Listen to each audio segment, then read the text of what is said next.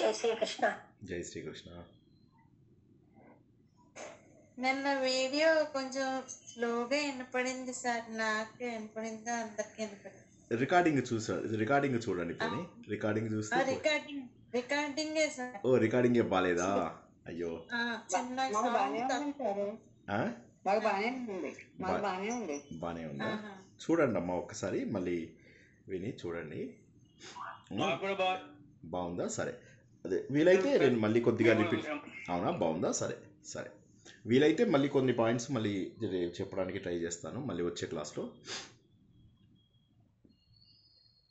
ప్రారంభించుకుందాం.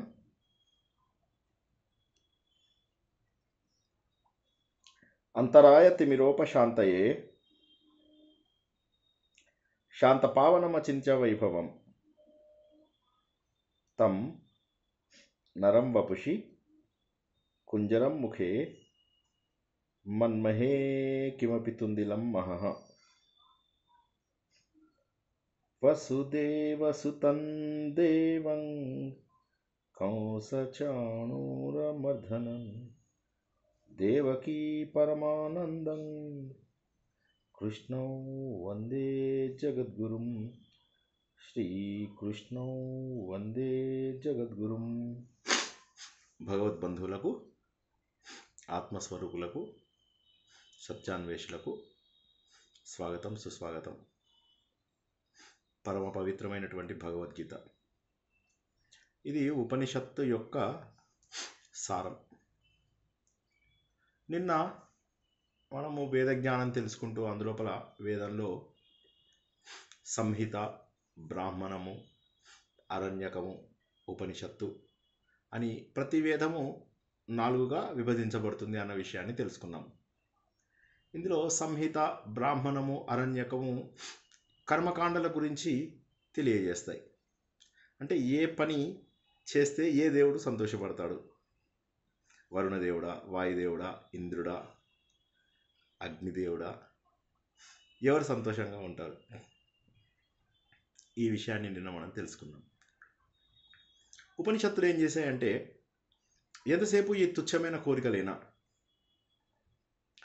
మనకంటూ ఒక ఆలోచన లేదా, ఈ కోరికలు తీర్చుకుని ఏం చేస్తాం, అన్నీ తీర్చుకున్న తర్వాత అన్నీ ఇక్కడే వదిలేసి వెళ్ళాలి కదా, ఏది నేను తర్వాత స్థాయికి తీసుకెళ్ళడం లేదు, కంటికి కనిపించేదల్లా కూడా ఇక్కడే వదిలేసి వెళ్ళిపోతున్నాం కదా, ఏది కూడా వెంట తీసుకుని వెళ్ళడం లేదు మనం. అంటే మనకు అతీతంగా ఏదో ఉంది. పోనీ కష్టపడి జీవితంలో ఎన్నో కష్టపడి వీళ్ళ కాళ్ళ మీద పడి వాళ్ళ కాళ్ళ మీద పడి ఎన్నో విషయాలు నేర్చుకుంటున్నాము,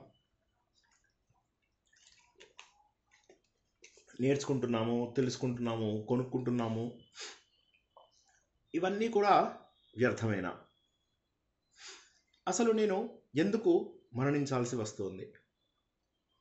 అద్భుతమైనటువంటి ప్రేమ, బంధాలు, స్నేహాలు, బాంధవ్యాలు, మోహము, ఇవన్నీ కూడా ఎందుకు నేను వదిలేయాలి? ఇవన్నీ ఇచ్చింది ఎవరు? నేను శరీరం వదిలేయవలసినటువంటి అవసరం ఏమొచ్చింది?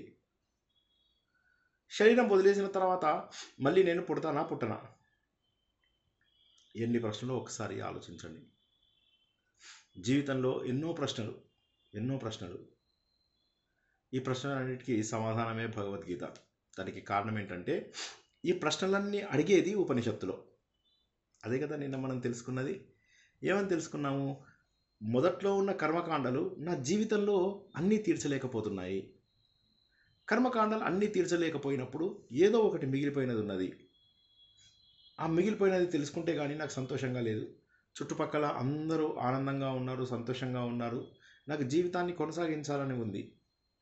కానీ ఇంత ఆనందమైనటువంటి సమయంలో భగవంతుడు ఎందుకు నన్ను క్రూరంగా ఇక్కడి నుంచి తీసుకెళ్ళిపోతున్నాడు? నేను భగవంతుడికి ఏం తప్పు చేశాను? నేను చేస్తున్నటువంటి పూజలు, పునస్కారాలు భగవంతుడికి నచ్చలేదా? ఏ విషయంలో తప్పు జరిగింది? భగవంతుడు కొంతమందిని మంచిగా, కొంతమందిని చెడ్డగా ఎందుకు చూస్తున్నాడు? భగవంతుడికి ఎందుకు ఈ పక్షపాతం ఉంది? ఒక్కసారి ఆలోచించినట్లయితే వీటన్నిటికీ జవాబే ఈ 9వ అధ్యాయం. భగవద్గీత మన సృష్టికి, మన మోక్షానికి, మన ముక్తికి, మన జీవన విధానానికి, జీవిత లక్ష్యానికి కనుక మార్గం అయితే 9వ అధ్యాయము ఇప్పుడు నేను చెప్పినటువంటి భగవంతుడిపైన ఉద్దేశాన్ని చాలా చక్కగా తెలియజేస్తాయి. అందుకే ఈ విద్యని రాజవిద్య అంటారు అన్న విషయాన్ని తెలుసుకున్నాం. మొదట్లోనే భగవంతుడు తన ఉపోద్ఘాతంలోనే చెప్తున్నాడు, ఇది గనక నువ్వు తెలుసుకుంటే, ఈ విద్య గనక నువ్వు తెలుసుకుంటే ఇక మళ్ళీ నీకు తెలుసుకోవాల్సినటువంటిది ఏది మిగలదు, అన్ని తెలుసుకున్నట్టే నువ్వు. ఎందుకంటే ఇది ఒక మహోన్నతమైనటువంటి విద్య. 7-8 అధ్యాయాలలో ఏం చెప్తున్నాడు భగవంతుడు? నువ్వు నిజమైనటువంటి కలయిక భగవంతుడితో, అంటే యోగ ప్రాప్తి ఏదైతే కావాలో దానికి భక్తి అనేటటువంటిది చాలా ముఖ్యము. భక్తి అనేటటువంటిది అన్నిటికంటే గొప్ప యోగా. యోగా అంటే ప్రాక్టీస్ చేసేది, ఉపాయము అని ఒక మీనింగ్ కూడా ఉంటుంది, తెలివి అని కూడా ఒక మీనింగ్ ఉంటుంది. యోగా అంటే ఒకటి కలయిక, ఒకటి ఉపాయము, ఆలోచన, భోగము, సంతోషము, ఇవన్నీ మీనింగ్స్ ఉన్నాయన్నమాట. సో అన్నిటికంటే కూడా గొప్ప అనేటువంటిది భక్తి అని చెప్పాడు. అయితే ఈ అధ్యాయంలో స్పెసిఫిక్గా ఏం చెప్పాడంటే, నేనే సృష్టి చేస్తున్నాను, నేనే స్థితి చేస్తున్నాను, నేనే లయం చేసుకుంటున్నాను, నేను నీ ఎదురుగా సాకార రూపంలో నిలబడ్డాను నువ్వు అర్జున, కానీ నేను ఒక సామాన్య మనిషిని అని మాత్రం అనుకోకు. ఇది మోస్ట్ ఇంపార్టెంట్. ఏమైందంటే శ్రీకృష్ణుడి సమయంలో కూడా చాలామంది శ్రీకృష్ణుడిని ఒక మానవుడిగా ఆయన గురించి ఆలోచించినటువంటి రోజులు అవి. ఆయన అంటున్నాడు, నువ్వు నన్ను మనిషిగా అనుకోకు, నేను పక్షపాతం ఉంది అని కూడా అనుకోకు, ఎందుకంటే ఐఎమ్ ఏ న్యూట్రల్ పర్సన్. నేను ఒక జడ్జిని. జడ్జి ఇటువైపు వాదనలు వింటాడు, ఇటువైపు వాదనలు వింటాడు, వారికి శిక్ష విధిస్తాడు. నేను కూడా అంతే. ఈ సృష్టి ప్రారంభంలో నాదంటూ ఒక శక్తిని పెట్టుకున్నాను. ఆ శక్తి ఏంటంటే ప్రాకృతిక శక్తి. ఆ ప్రాకృతిక శక్తిలో నేను కొన్ని ఫిక్స్డ్ ఐటమ్స్ పెట్టుకున్నాను. మీరంతా వైకృతిక సృష్టి లోపల బ్రహ్మ ద్వారా తయారు చేయబడినటువంటి వారు, కానీ మీరందరూ కూడా నాలోంచి వచ్చిన వారే, బ్రహ్మతో సహా ఈ పరబ్రహ్మ స్వరూపంలోంచి వచ్చిన వారే. నేను పరబ్రహ్మని. నాలోంచే బ్రహ్మ విష్ణు మహేశ్వరులు వచ్చారు, నా నుంచే సకల దేవతలు వచ్చారు, నా నుంచే మీరు అందరూ వచ్చారు. అయితే మీరందరూ తెలుసుకోకపోవడానికి కారణం ఏంటంటే ఈ మధ్యలో ఉన్నటువంటి భౌతిక శక్తి. దీన్ని మనం మాయా అంటాం. ఒక్కసారి జాగ్రత్తగా వినండి. ఏదైతే భౌతిక శక్తి అనేటటువంటి అడ్డంకి ఉందో మనం ఇక్కడ కొట్టుకుంటున్నాం, ఇలా కొట్టుకుంటున్నాం. ఇది భక్తి వస్తే జారిపోయి భగవంతుని చేరుకుంటాం, అంతే. సింపుల్, చాలా సింపుల్. కానీ ఆ మాయని నువ్వు దాటలేవు. ఆ మాయని దాటడం చాలా కష్టము. ఆ మాయని దాటాలి అంటే నువ్వు నా తత్వాన్ని అర్థం చేసుకోవాలి. సత్యం తెలుసుకున్నవాడు మాత్రమే ఈ మాయను దాటగలడు. ఏ విధంగానైతే ఈ మన వాయువంతా కూడా ఆకాశం లోపల ఇలా బంధించబడి ఉందో అలా మనం అందరం కూడా భగవంతుల్లోనే ఉన్నాం. కానీ ఈ మాయ అనేటటువంటిది అడ్డంగా ఉంటుంది. ఉండడం వల్ల ఏమవుతుందంటే ఈ లోకంలో ఉన్నటువంటి కోరికలే మనకి ఎక్కువ అనిపిస్తున్నాయి. అనేక మంది దేవతలు ఉన్నారు, అనేక మందితోటి కన్ఫ్యూజ్ అయిపోతున్నాం. ఏ దేవుడిని పూజించాలి, ఎలా పూజించాలి, ఎవరిని పూజిస్తే ఎవరికి కోపం వస్తుంది. కొంతమంది అంటారు, నువ్వు ఏ ఆలయంకి వెళ్ళావు? వైష్ణవాలయానికి వెళ్ళానండి. శివాలయానికి వెళ్ళలేదా? శివుడు ఏమనుకుంటాడు? సో ఇక్కడ మధ్య పార్టీలు స్టార్ట్ చేశారు. శివకేశవుల మధ్య భేదం పెట్టకూడదు కాబట్టి నువ్వు శివాలయానికి కూడా వెళ్ళు అని. కానీ ఒకే విగ్రహంలో ఒకే భగవంతుడు, అందరినీ కలిపినటువంటి ఒక భగవంతుడు ఉన్నాడు. భగవంతుడిని ఏ రూపంలో చూసినా, అసలు రూపం లేకుండా చూసినా కూడా ఆ భగవంతుడు ఉన్నాడు అక్కడ. ఆరాధన అనేటటువంటిది ఏదైతే ఉందో మన సౌలభ్యాన్ని, మన టేస్ట్ని బట్టి, కొంతమందికి నాగార్జున నచ్చుతాడు, కొంతమందికి చిరంజీవి నచ్చుతాడు, కొంతమందికి జూనియర్ ఎన్టీఆర్ నచ్చుతాడు, కొంతమందికి అల్లు అర్జున్ నచ్చుతాడు. ఎందుకంటే అందరికీ పుర్రకు జిహ్వకి ఒక్కొక్కటి అని చెప్పేసి అంటుంటారు కదా, పుర్రకో బుద్ధి జిహ్వకో రుచి అని. ఆ విధంగా ఏమవుతుందంటే ఒక్కొక్కరు ఒక్కొక్క రకమైనటువంటి దేవుణ్ణి పూజించడం జరుగుతుంది. అయితే గుర్తుంచుకో, నాలోంచి సృష్టింపబడినటువంటి ఈ దేవుళ్ళందరినీ నువ్వు కనుక పూజిస్తే ఏ ఏ కోరికలు కావాలనుకుంటావో ఆ కోరికలు తీరుతాయి, నో డౌట్. ఉదాహరణకి యజ్ఞం ఉంది, యజ్ఞం చేస్తావు. యజ్ఞంలో వచ్చిన తర్వాత యజ్ఞ ప్రసాదాన్ని సోమరసం అంటారు, అది తీసుకుంటావు, అది స్వీకరిస్తావు. అప్పుడు నీకు పుణ్యం బాగా వస్తుంది. ఇది ఆ రోజుల్లో. ఇప్పుడు మళ్ళీ ఇంటి దగ్గర యజ్ఞాలు యాగాలు చేయకండి, తప్పు చేస్తే ఉల్టా అవుతుంది. ఆ సోమరసాన్ని స్వీకరించిన తర్వాత నువ్వు ఉత్తరాయణంలో మరణించి స్వర్గలోకానికి చేరుకుంటావు, తర్వాత నా దగ్గరికి చేరుకుంటావు. ఇది ఉంది, మంచి మార్గం ఉంది. దక్షిణాయనం అయినట్లయితే పితృదేవతల మార్గానికి అలా వెళ్తూ ఉంటావు నువ్వు. కాబట్టి ఓ అర్జున, దారులు ఏవైనా నా దారి బెటర్ దారి, నా దారి రహదారి. మిగతా దారులన్నీ కూడా ఎక్కడో ఒక చోట ఆగిపోతున్నాయి, డెడ్ ఎండ్ వచ్చేస్తున్నాయి. కానీ నా దారి ఏదైతుందో అది పవిత్రమైనటువంటి దారి.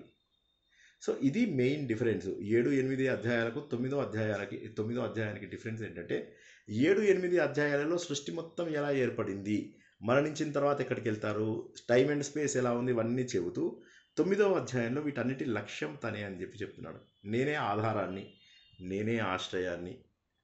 అర్జున, ఎంత బ్యూటిఫుల్ అధ్యాయమో చూసుకోండి 9వ అధ్యాయం. కాబట్టి నువ్వేంటంటే నన్ను గుర్తించుకో, వేదాలలో కర్మకాండలలో చేయి, నువ్వు వాటి ద్వారా స్వర్గాది లోకాలు పొందుతావు. కాకపోతే మళ్ళీ నీ పుణ్యం కనుక క్షీణించిందంటే మళ్ళీ భూలోకంకి రావాల్సిందే. దిర్ ఇస్ నో ఆప్షన్, మళ్ళీ వెనక్కి రావాలి. నీకు అది ఇష్టమా ఒకసారి ఆలోచించు అర్జున. కాబట్టి ఈ జ్ఞానం ఏదైతే ఉందో ఇది అత్యంత సీక్రెట్, ఒక గొప్ప రహస్యం. విద్యలకే రారాజు, అందుకే ఇది రాజవిద్య, రాజగుహ్యం. ఇది విన్నావా నువ్వు పవిత్రమైపోతావు, ఆచరిస్తే ఇంకా నువ్వు నాతో కలిసిపోయినట్టే. అండ్ ఇంకోటి ఏంటంటే ఇది ఆచరించడానికి చాలా సులువు, అనుభవపూర్వకంగా తెలుసుకోగలిగేది ఇది. అండ్ ఇదొక్కటి మాత్రమే ధర్మబద్ధమైనది. ఇంకా మిగతావన్నిటికంటే కూడా వాటిలో ఎలా ఉందో నేను చెప్పలేను, కానీ ఇది మాత్రం ధర్మబద్ధమైనటువంటిది. మిగతా విద్యలన్నీ నీకు అశాశ్వతమైనటువంటి అశాశ్వతమైనటువంటి ఆనందాలని, సౌఖ్యాలను ఇస్తాయి. కానీ ఈ విద్య ఒక్కటే శాశ్వతమైనటువంటి ఫలితం ఇస్తుంది అన్నాడు. ఒక్కసారి ఇక్కడ దాకా అర్థం కాని వాళ్ళు ఎవరైనా అడుగుతారా, ఎందుకంటే ఇది కొద్దిగా ఇంపార్టెంట్ అందుకోసమని. అంటే ఇక్కడ మిగతా అధ్యాయాలకి ఈ అధ్యాయానికి డిఫరెన్స్ బాగా గుర్తించాలి. 7-8 అధ్యాయాలలో భగవంతుడు తన సృష్టి ఎలా ఏర్పడింది, మరణించిన తర్వాత ఏమవుతుంది, టైం అండ్ స్పేస్ యొక్క క్రియేషను, పర అపర అంటే ఏంటి, ఇవన్నీ తెలియజేశాడు. 9లో మాత్రము తనే లక్ష్యం అని చెప్పి తెలియజేస్తూ ఇది అన్నిటికంటే గొప్ప విద్య, రహస్యమైనటువంటి విద్య అని చెప్పాడు. ఒక్కసారి అర్థం కాని వాళ్ళు ఎవరన్నా అడుగుతారా, ఏం పర్వాలేదు. ఇతర దేవతలు తన గురించి మాట్లాడిన మాటలలో డౌట్ ఉన్నా, ఏదున్నా అడగండి, మొహమాటం లేకుండా అడగండి. ఏం లేకపోతే ముందుకెళ్ళిపోదాం. బాగా డిహైడ్రేషన్ అయిపోయింది, జర్నీ కదా, ఇవాళ ఇంటికి చేరుకున్నాను. Okay, wonderful. కాబట్టి అర్జున, ఈ రహస్యమైనటువంటిది ఏదైతే ఉందో ఇదే ధర్మబద్ధమైనటువంటి మార్గం. ఈ ధర్మము పర్మనెంట్ రిజల్ట్స్ ఇస్తుంది. రాజవిద్య మళ్ళొకసారి చూడండి, మనకు మిగతా విద్యలు చాలా ఉన్నాయి, ఒకటి రాజవిద్య ఉంది. నేను ఇంజనీరింగ్ చేశాను అనుకోండి, ఫర్ ఎగ్జాంపుల్ ఇంజనీరింగ్ చేస్తే నేను దేవుడి దగ్గరికి వెళ్తానా, నేను మేనేజ్మెంట్ చేశాను అనుకోండి దేవుడి దగ్గరికి వెళ్తానా, ఇవి లౌకిక విద్యలు. ఒక్క రాజవిద్య మాత్రమే అనుభవం ద్వారా అద్భుతంగా అనిపిస్తుంది, ఆచరించడానికి సులువు, పర్మనెంట్ రిజల్ట్స్ వస్తాయి. మనం ఎంతసేపు టెంపరీ రిజల్ట్స్ వచ్చే వాటి గురించి ప్రయాణం చేస్తున్నాం, కానీ అవి కాదు కావాల్సింది. నీకు కావాల్సింది ఏంటి, నువ్వు ఎవరివి, నువ్వు శత్రువులను జయించేటటువంటి వాడివి. అటువంటి ఓ అర్జున, నువ్వు ఎలా ఉండాలి, నన్ను పూజించకుండా ఈ ధర్మాన్ని పాటించకుండా ఉంటే మళ్ళీ వాళ్ళు జనన మరణ చక్రాలలో వెళ్ళిపోతూ ఉంటారు. పర్మనెంట్ ఉండదు వాళ్ళకి. ఈ జన్మలో సంపాదించుకుంటారు, ఇక్కడే వదిలేస్తారు, వచ్చే జన్మలో సంపాదించుకుంటారు, అక్కడ వదిలేస్తారు. కాబట్టి ధర్మం పైన విశ్వాసం ఇప్పుడు ఇక్కడ చాలా కష్టం. అందరూ మేము హిందువులం అంటారు, మాకు దేవుడు అంటే నమ్మకం అంటారు. దేవుడు అంటే నమ్మకం కేవలము మన కోరికలు తీరే వరకే ఉంటుంది. కానీ ఇక్కడ భగవంతుడు అలా అనడం లేదు, ఒక శాశ్వతమైనటువంటి ధర్మం ఉంది. అది కనుక తెలుసుకున్నట్లయితే నేను సర్వవ్యాప్తిని, నేను అవ్యక్త రూపం అని చెప్పి తెలుసుకోవచ్చు. మళ్ళీ ఒకసారి జాగ్రత్తగా వినండి. పర్మనెంట్ రిజల్ట్ రావాలా, మీకు టెంపరీ రిజల్ట్ రావాలా? ఎవరైనా జవాబు చెప్పండి, ఒక్క జవాబు చెప్పండి. పర్మనెంట్ రిజల్ట్ రావాలా, temporary result? Very good, permanent result రావాలి. Very good. పర్మనెంట్ రిజల్ట్ రావాలి అన్నప్పుడు కేవలము భగవద్గీత ఒక్కటే. అంటే ఇందులో చెప్పినటువంటి విద్య ఏదైతే రాజవిద్య అని చెప్తున్నారో ఆయన, ఇదొక్కటే. ఈ ప్రపంచం అంతా కూడా నేనే అవ్యక్తంగా సర్వవ్యాపినై ఉన్నాను, ఈ ప్రాణులందరూ నాలోనే ఉన్నారు. ఎంత ఇదొక్కటే మెయిన్ సత్యం, ఇదొకటే. ఎంత ఇదేంటి గుర్తుంచుకో, నా శక్తి, నా దివ్యశక్తి అద్భుతము అర్జున. నేనే అందరినీ సృష్టికర్తను, నేనే అందరినీ ఆర్గనైజర్ అంటే ఏమంటారు, నిర్వాహకుడున్నాను, నేనే నిర్వాహకుడను. నా భౌతిక ప్రకృతి ద్వారా ఇవన్నీ ఏర్పడ్డాయి, కానీ నాకు భౌతిక ప్రకృతి నన్ను ఏం చేయదు. ఆఫీస్ లోపల వెళ్తాం, కొన్ని రూమ్స్ లాక్ ఉంటాయి, వీటికి స్పెషల్ ఆథరైజేషన్ కావాలి. దేవుడికి అట్లా ఏం లేదు, అన్నీ తనవే. మనకు స్పెషల్ ఆథరైజేషన్స్ కావాలి, కానీ దేవుడికి ఏం అవసరం లేదు. ఎందుకోసం అవసరం లేదు అంటే, నా కర్మల వల్ల నాకు పాపం రాదు. ఎందుకంటే నేను నా కర్మలను ఎందుకు చేస్తున్నాను, మీ అందరి కోసం చేస్తున్నాను, ఇది నా బాధ్యతగా చేస్తున్నాను అన్నాడు. ఇది మనం గత వారం కూడా తెలుసుకున్నాం. బాధ్యతగా చేసేటటువంటి కర్మలకు, ఉదాహరణకి నా వైఫ్ని మంచిగా చదివించానండి నేను అంటే, నా వైఫ్కి బోల్డని చీరలు కొనిచ్చానండి అంటే, దేవుడు అక్కడ స్వర్గంలో చప్పట్లు కొట్టేసి రావయ్యా ఈయన వైఫ్కి 10 కోట్ల బంగారం కొనిచ్చాడు అని చెప్పి తన సింహాసనం వదిలేసి ఇస్తాడా? ఎవరైనా జవాబు చెప్పండి. మీరు మీ వైఫ్కో పిల్లలకో చాలా బాగా చేశారు, ఆయన సింహాసనం మీద కూర్చోబెడతాడా మిమ్మల్ని? కూర్చోబెట్టుకోండి. Not at all sir, not at all. కాబట్టి ఆయన ఏమంటాడంటే, వాటిపైన నువ్వు అవి చేస్తూ మోహంలోకి దిగుతున్నావు, బాధ్యతగా చేయకుండా మోహంలోకి దిగుతున్నావు అర్జున. బాధ్యత అనేటటువంటిది ముఖ్యము. ఏ విధంగానైతే ప్రబలమైనటువంటి గాలి అన్ని చోట్ల ఉందో, అలాగే నేను అన్ని చోట్ల వ్యాపించి ఉన్నాను. నేను మీరు చేసే ప్రతి పనిని చూస్తున్నాను. అయితే ప్రాబ్లం ఏమొస్తుందంటే, మీరు నన్ను నమ్మరు. ఆ మాట ఆయన చాలా గట్టిగా చెప్తున్నాడు. మీరెవరు కూడా నమ్మరు. ఎందుకంటే సృష్టి చేసేది నేనే. కల్పన తర్వాత మళ్ళీ అందరూ నాలో వచ్చి కలిసిపోతారు. ఈ అసంఖ్యాకమైనటువంటి జీవరాశులు ఏవైతే ఉన్నాయో అర్జున, వారందరినీ కూడా వాళ్ళ గుణములు, వాళ్ళ కర్మలు, వాళ్ళ వాసనల ద్వారా మళ్ళీ నేను వాళ్ళని పుట్టిస్తున్నాను. మళ్ళీ మళ్ళీ మళ్ళీ మళ్ళీ మళ్ళీ మళ్ళీ మళ్ళీ మళ్ళీ సృష్టిస్తున్నాను అర్జున. ధనుంజయుడివి నువ్వు, అంటే ధనాన్ని జయించావు నువ్వు. ఇక నీకు కావాల్సింది ఏందయ్యా? ధర్మం. ధనం నీకు కావాల్సిందంతా సంపాదించావు, ధర్మం. కాబట్టి గుర్తుంచుకో, శ్రీకృష్ణ నువ్వు కూడా పనులు చేస్తున్నావు కదా, ఈ కర్మలు నీకు అంటావా అని అంటావు. నీకు పుణ్యం రాదు, ఇంట్లో వాళ్ళకి ఏదో చేస్తే పుణ్యం రాదు. బాధ్యత అది. అదేవిధంగా భగవంతుడు ఇవన్నీ బాధ్యతగా చేస్తున్నాను, నాకేవి అంటావు. నేను తటస్థ పరిశీలకుణ్ణి, నేను జస్ట్ ఇలా పరిశీలిస్తున్నాను అంతే. నేను న్యూట్రల్, నేను జడ్జిని, నేను ఆసీనుడను. తర్వాత కూడా ఇదే మాట అంటాడు భగవంతుడు ఒకసారి, ఆసీనాన్ని, నేను ఉన్నతమైనటువంటి స్థానంలో కూర్చుని అబ్జర్వ్ చేస్తున్నాను. కాబట్టి ఇవన్నీ నాకు అంటావు. కాబట్టి ఇవన్నీ కూడా ఇక్కడ నువ్వు కనిపిస్తున్నటువంటి శక్తులు ఏవైతే కనిపిస్తున్నాయో ఇవన్నీ నా కంట్రోల్లో ఉన్నాయి. ఈ అధ్యాయము ఎంత గొప్పగా ఉందో ఒకసారి చూసుకోండి. ఏదో మనం సాధిస్తున్నాము, ఏదో నేను పీకాను, నేను పోటుగాని అని ఏదో అంటుంటారు కదా, వాళ్ళందరికీ ఇదే అధ్యాయం సమాధానం. వందల వేల దేవతలు ఉన్నారు కదా, ఆ దేవతల ప్రభావం ఏంటి అని ఎవరైనా అడిగారనుకోండి, మీకు ఈ అధ్యాయం సమాధానం. సో ఈ అధ్యాయము మనకు చాలా ప్రశ్నలకు సమాధానాన్ని ఇస్తుంది. భగవంతుడికి పాపాలు అంటుతాయా? భగవంతుడికి పాపాలు అంటావు. భగవంతుడు మనకు భౌతిక శక్తి ద్వారా ఇక్కడ ఆపాడు, అంటే మాయ ద్వారా మనం ఆపాడు. ఈ మాయని మనం దాటచ్చు, ఎలా? భక్తితో దాటచ్చు. తర్వాత చెప్తాడు అది. ఆయన బాధ ఏమంటాడంటే 10, 11, 12 శ్లోకాలలో ఒక శ్లోకము, నేను ఇక్కడ రూపం ఎత్తి ఉండడం వల్ల నన్ను గుర్తించలేకపోతున్నారు, మూఢులంతా కూడా నన్ను గుర్తించలేకపోతున్నారు. ఇది ఎట్లా ఉంటుందంటే, మనము భగవంతుణ్ణి గుర్తించం. ఉచితంగా వచ్చినటువంటి ఏ వస్తువుని మనము గుర్తించం. ఫ్రీగా వచ్చింది, ఫ్రీగా వచ్చింది అంతే, ఏముంది. కానీ ఫ్రీగా వచ్చిన దానికి ఎక్కువ విలువ. పడండి ఒకసారి, చెప్పండి అది శ్లోకం చెప్పండి, నాకు నోటికి లేదు. సార్ ఇదేనా సార్? అవజానంతి మా మూఢ మానుషీం తమ్మాశ్రితం పరం భావమజానంతః మమ భూత మహేశ్వరం. నేను ఆ మహేశ్వరుని అన్న విషయాన్ని వీళ్ళు తెలుసుకోలేకపోతున్నారు. ఎందుకోసం అంటే, మూఢులు వీరంతా కూడా. ఉచితంగా వచ్చేసరికి ఏమవుతుందంటే, జనాలంతా కూడా దీన్ని నెగ్లెక్ట్ చేస్తున్నారు. వాయువు, సూర్యుడు, అగ్నిలో ఉన్నటువంటి శక్తి, భూమిలో ఉన్న విటమిన్స్, ఎన్నో ఎగ్జాంపుల్స్ ఉన్నాయి.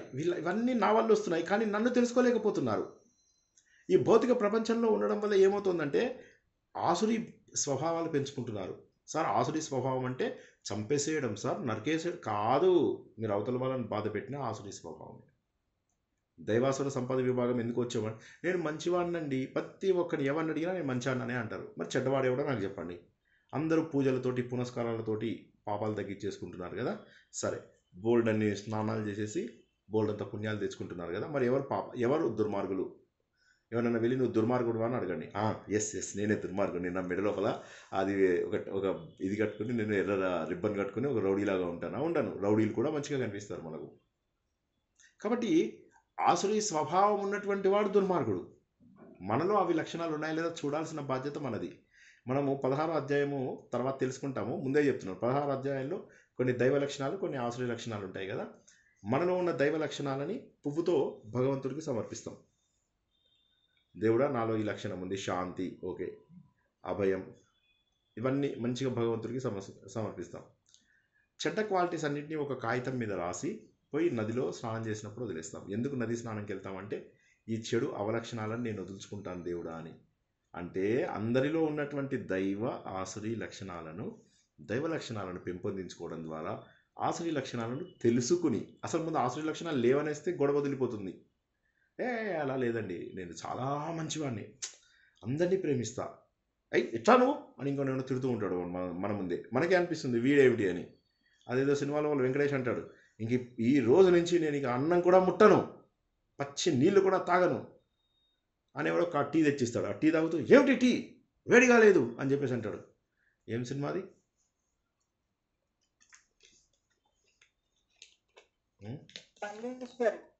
మల్లీశ్వరి. ఎందుకు అందరూ డల్గా డౌట్గా చెప్తున్నారు ఈ మధ్య? అందరూ డౌట్ పడుతున్నారు, చెప్తే ఏమనుకుంటారో ఇలా, చెప్పకపోతే ఓటి, చెప్తే ఓటి, ఇలా కాలికేస్తే వేలికేస్తున్నాడు, వేలికేస్తే కాలికేస్తున్నాడు అని భయపడిపోతున్నారా? అలాగా ఏమవుతుందంటే మనము ఫ్రీగా ఉన్న వాటిని గుర్తించలేకపోతున్నాం. భగవంతుడు ఏమంటున్నాడు? నీ ఆసురీ లక్షణాలను తగ్గించుకో, భగవంతుడి యొక్క గొప్ప స్వరూపాలను గుర్తించు. ఆసురీ లక్షణాలతోని నువ్వు నాస్తిక భావాలతోటి జనాలు ఏం చేస్తున్నారంటే అయోమయం చెందుతున్నారు.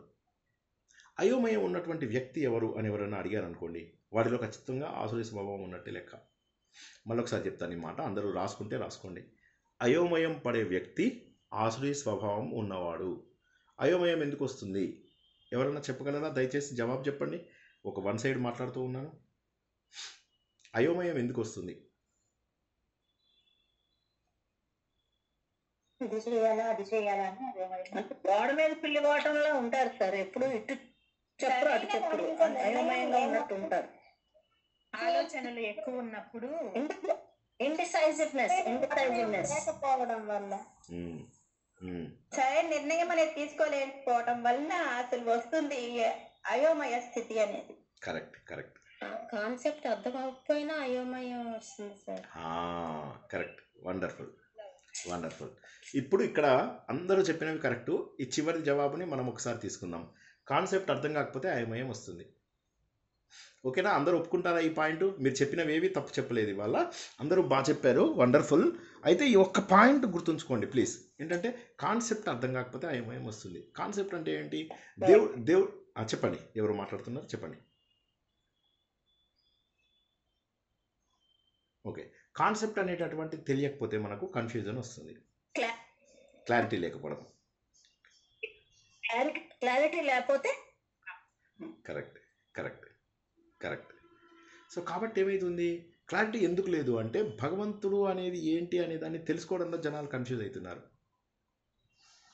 కాబట్టి ఈ అయోమయమైనటువంటి స్థితి లోపల అంటే ఏంటి? భగవంతుని అయితే కోరికల కోసం పూజించడం, లేకపోతే ఆసురీ స్వభావాలు పెంచుకోవడం, లేదా అసలు దేవుడు లేనే లేడు, నాకు మంచి చేయలేదు దేవుడు కాబట్టి దేవుడు లేడు, నన్ను పుట్టించిన దేవుడికి బాధ్యత లేదా? ఎన్ని మాటలు అంటాను దేవుడిని ఆలోచించండి. నేను దేవుడికి వెళ్ళి ఇన్నేసాను, అన్ని టెంపుల్లో అవన్నీ ఎవరు వేయించారు నీతోటి? మనుషులు వేయించారు. ఏమన్నా దేవుడు నాకు ఇవన్నీ చేయమన్నాడా? అదే మాట ఈ అధ్యాయంలో చెప్తాడు. ఏ శ్లోకంలో చెప్తాడు? దేవుడు నాకు కోట్ల కొద్ది డబ్బు ఇవ్వమని చెప్పి అన్నాడు. ఈ అధ్యాయంలో ఏం చెప్పాడు? ఒక మాట ఎవరన్నా చెప్పండి. పత్రం పుష్పం ఫలం తోయం యోమే భక్త్యా ప్రయచ్చతి అన్నాడు. అంతే, భక్త్యా అన్నాడు ఆయన. సో కాబట్టి ఏంటి ఇక్కడ మనకు భగవంతుడికి కావాల్సినది భక్తితోటి చేసేటటువంటి పని. అంతేగాని నేను దేవుడికి ఇన్ని డబ్బులు వేసాను అన్ని డబ్బులు వేసాను ఇవి ఎవరి కోసం చేసావు? దేవుడు ఎక్కడైనా డబ్బులు ఇవ్వని అన్నాడా? నువ్వు వేసే డబ్బు ఎక్కడికి వెళ్తుందో తెలుసా? చెప్తా. 10 రూపాయలు మనం దేవుడికి వేస్తే, అంటే గుడి లోపల కానీ ఇంకో చోట కానీ ఎక్కడైనా మనం సమర్పిస్తే, వేస్తే అనే పదం తప్పు, భగవంతుడికి సమర్పిస్తే ఆ 10 రూపాయల్లో ఒక 5 రూపాయలు పూజారికి కానీ, తర్వాత ఆలయ డెవలప్మెంట్కి కానీ, ఓకే, తర్వాత ఆలయ చుట్టుపక్కల ఉన్నటువంటి వారందరి అభివృద్ధికి, అంటే పూలు పండ్లు కొబ్బరికాయలు, ఇలా 5 రూపాయలు ఉపయోగపడతాయి. 5-6 రూపాయలు, ఇంకో 4 రూపాయలు లాస్ అవుతాయి. సో ఇప్పుడు మీరు 10 రూపాయలు వేస్తే మీకు 6 రూపాయల పుణ్యం ఖచ్చితంగా వస్తుంది. ఎందుకు వచ్చింది? అది దేవుడు ఇవ్వలే, మీరు చేసిన మంచి పని వల్ల వచ్చింది. దేవుడికి 10 రూపాయలు సమర్పిస్తే 6 రూపాయలు వేరే వారి పుట్టపోషణకై ఉపయోగపడుతుంది. అది ఆ పుణ్యం మనకు వస్తుంది. అదే మీరు డైరెక్ట్గా చేస్తే ఎంత లాభం ఉంటుంది? దేవుడు ఎక్కడైనా నాకు 10 రూపాయలు అయ్యి 20 రూపాయలు అయ్యి 30 రూపాయలు అయ్యి అన్నాడా? ఎక్కడా అన్నాడు. డబ్బు వేసి మళ్ళా ఏమంటారు? దేవుడా నీకు ఇంత డబ్బు వేశాను కానీ నువ్వు నా కోరిక తీర్చలేదేంటి? కాబట్టి అర్జున, అటువంటి వారు అయోమయ స్థితికి వెళ్తారు. ఎందుకంటే వారు దేవుడు ఉన్నాడు అంటే కేవలం కోరికలు తీర్చుకోవడం కోసమే అనుకుంటారు. Because they don't have clarity. దేవుడు నాలోనే ఉన్నాడు అన్నప్పుడు ఇంకా వేర్ ఇస్ ద కన్ఫ్యూజన్? నాలోని దైవత్వాన్ని బయటికి తీసుకురావాలి. నాలోని దైవత్వాన్ని బయటికి తీసుకురావాలి. నాలోని దైవత్వాన్ని బయటికి తీసుకురావాలి అన్నప్పుడు నేను ఎలా ఉండాలి? పవిత్ర హృదయున్నై ఉండాలి. దేవుడు పవిత్రతకు దగ్గరవాడు. అట్లా పవిత్రంగా ఉండకుండా నేనేం చేస్తున్నాను?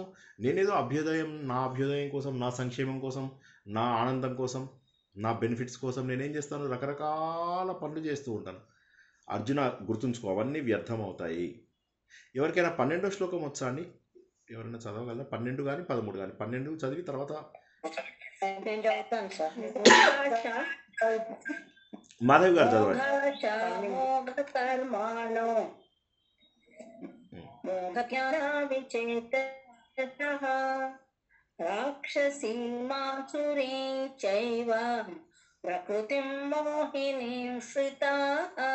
Very good. ఇది నేను ఇంతకుముందు చెప్పినాను. ఇదే ఇంకా 12. నేను అన్నది కూడా 12. ఎవరైనా ఇంతకుముందు నేను చెప్పినప్పుడు, ప్రవచనం చెప్పినప్పుడు విన్న వాళ్ళు ఎవరైనా ఈ మోహ జ్ఞానులు తర్వాత మోగ ధర్ములు అనేటటువంటి వాటికి జవాబు చెప్పగలరా? ఎవరైనా ఇంతకుముందు ఎప్పుడైనా విన్నవాళ్ళు, నా ప్రవచనాలు విన్నవాళ్ళు, మోఘ కర్ములు, మోఘ జ్ఞానులు ఇంతకుముందు విన్నవాళ్ళు 2 ఏళ్ల కింద కానీ, లాస్ట్ ఇయర్ కానీ, 2 years బ్యాక్ కానీ. ఈ పద్యం కొద్దిగా ఇంపార్టెంట్. ఇది అందరూ బట్టి కొట్టండి. ఈ పద్యం అందరూ బట్టి కొట్టండి.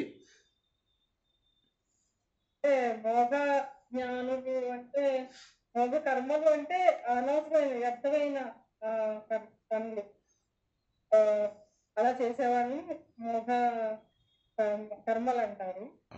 కర్ములు కర్మలు కాదు, కర్ములు అంటే చేసేవారిని కర్ములు అంటారు. కర్మి అంటే చేసేవాడు, కర్ములు అంటే చేసే వ్యక్తులు. మోగ కొంతవరకు కరెక్టే. మోగ జ్ఞానులు అంటే ప్రయత్నం చేయండి.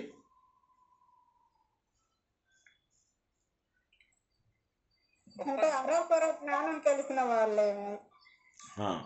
మీకు దీనికి నేను మాట్లాడకుండా ఉన్నవాళ్ళు సార్. సగం కరెక్ట్.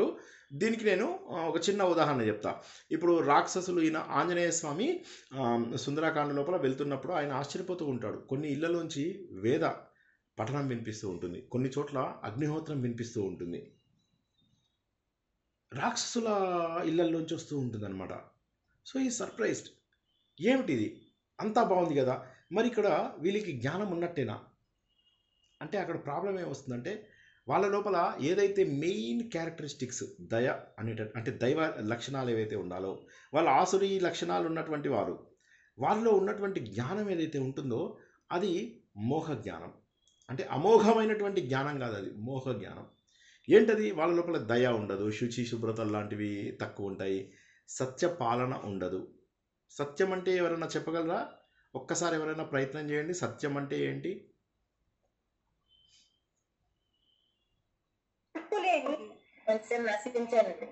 నశించనిది, తెలిపేది, ఎప్పటికీ మారనిది, భగవంతుడి గురించి తెలిపేది. ఇవన్నీ కరెక్ట్. ఇప్పుడు ఇక్కడ వీళ్ళకి అవి తెలియవు. ఎస్, సనాతనమైన. ఎస్, కర్మలు చేస్తారు కానీ మూర్ఖులుగా ఉంటారు. అది బాగా చెప్పారు, చాలా బాగా చెప్పారు, చాలా అది కరెక్ట్. అంటే వాళ్ళు ఏంటంటే కర్మలు చేస్తున్నారు కానీ అందులో ఉన్నటువంటి అసలైన జ్ఞానం ఏంటి అసలు? అహింసో పరమో ధర్మ అన్నారు. ఓకేనా? అన్నిటికంటే గొప్ప ధర్మము అహింస. 12వ అధ్యాయం చదివిన వాళ్ళకి తెలుసు 34 లక్షణాలు భగవంతుడు అలవర్చుకోమన్నాడు. అవి అలవర్చుకోనప్పుడు నువ్వు అగ్నిహోత్రం ఉండి లాభం ఏమిటి? వేద పఠనం చేసి లాభం ఏంటి? బస్ కథం. అందుకే నువ్వు ఉన్నటువంటి జ్ఞానము అమోఘ జ్ఞానం కాదు, మోహ జ్ఞానం. అదేవిధంగా వీళ్ళకేంటి? కామ్యకర్మలే వీళ్ళ లక్ష్యం. కామ్యకర్మలు అంటే మీకు అందరికీ చెప్పాను, కర్మలు చాలా రకాలు ఉంటాయని. అందులో నిత్య కర్మలు, నైమిత్తిక కర్మలు, ప్రాయశ్చిత్త కర్మలు, కామ్యక కర్మలు, తర్వాత నిషిద్ధ కర్మలు. కామ్యకర్మలు అంటారు, కోరికలతో కరెక్ట్. వీళ్ళకేమవుతుంది? వాళ్ళందరూ కూడా మోహ కర్మలే. వాళ్ళ కోరికలు తీర్చుకోవడం కోసమే కర్మలు చేస్తారు. కరెక్ట్. అంతేకాని భగవంతుడి కోసం కాదు. అదే ఇక్కడ మోహ కర్మలు అంటే meaning. Exactly line by line correct. అది ఆన్సర్. తీసుకువెళ్ళేది సత్యం అనొచ్చా సార్? సత్తులోనికి సత్ అంటేనే సత్యము. సత్తులోనికి తీసుకువెళ్ళేది సత్యం. అవును అవును, సత్తులోకి తీసుకెళ్లేది సత్యం. అయితే ఇక్కడ మోహ కర్మలు అనేటటువంటి ఇది మనం నేర్చుకుంటున్నప్పుడు ఏమొస్తుంది, కేవలం ఇప్పుడు టీవీ మనీ మేడం చెప్పినట్టుగా కామ్య కర్మలు మాత్రమే చేస్తూ, ప్లీజ్ నోట్ దిస్ పాయింట్, కామ్య కర్మలే చేస్తూ పరమేశ్వరుని అలక్ష్యం చేస్తుంటారు. ఇది ఇది ఇది ఏంటంటే, ఇప్పుడు మీరు నిన్న నేను కఠోపనిషత్తుది క్లుప్తంగా చెప్తున్న నచికేతోపాఖ్యానం లోపల ఏమన్నాను, ఆయన దానం చేస్తూ వాళ్ళ డాడీ ఏం చేస్తారంటే పాడైపోయినటువంటి ఆవులు దానం చేస్తూ ఉంటారు. అవునా? అంటే ఏంటంటే పరమేశ్వరుడి తత్వం తెలిసినటువంటి వాళ్ళు అలా చేయరు కదా. సో కాబట్టి ఇక్కడ ఏమవుతుందంటే, మనం దేవుణ్ణి అలక్ష్యం చేయకూడదు. నువ్వు నోము కంప్లీట్ చేద్దామనా నీది లక్ష్యము, లేదా భగవంతుని తెలుసుకోవాలనా? కర్మ చేస్తే కాబట్టి అలాంటి వాళ్ళని మోహ కర్మలు అంటారు. అసలు ఏ కర్మకైనా ఉద్దేశం భగవంతుడే, కర్మ యొక్క లక్ష్యం భగవంతుడు. అయితే ఇక్కడ ప్రాబ్లం ఏమైందంటే, కోరికలు తీర్చుకునేటటువంటి ప్లీజ్ ఇది ఇవాళ ప్రవచనం అందరికీ రిక్వెస్ట్ చేస్తున్నాను, వీలైనన్ని ఎక్కువసార్లు వినండి. ఎందుకంటే ఇవాళ కొన్ని పాయింట్స్ చాలా స్పెసిఫిక్ పాయింట్స్ చెప్తున్నాను. ఎందుకంటే ఇది రాజ విద్య కాబట్టి ఈ అధ్యాయం అందరికీ కూడా ఆయన ఏమన్నాడు, ఈ అధ్యాయం వింటేనే పవిత్రం అయిపోతాం అన్నాడు. ఓకేనా? వీలైతే మన గ్రూప్లో పారాయణం అది జరిగి ఉంటే ఆ 9వ అధ్యాయం మళ్ళీ పారాయణ రూపంలో వినండి, తర్వాత ప్రవచనం రూపంలో చక్కగా వినండి, అర్థం చేసుకోండి. మళ్ళీ అర్థం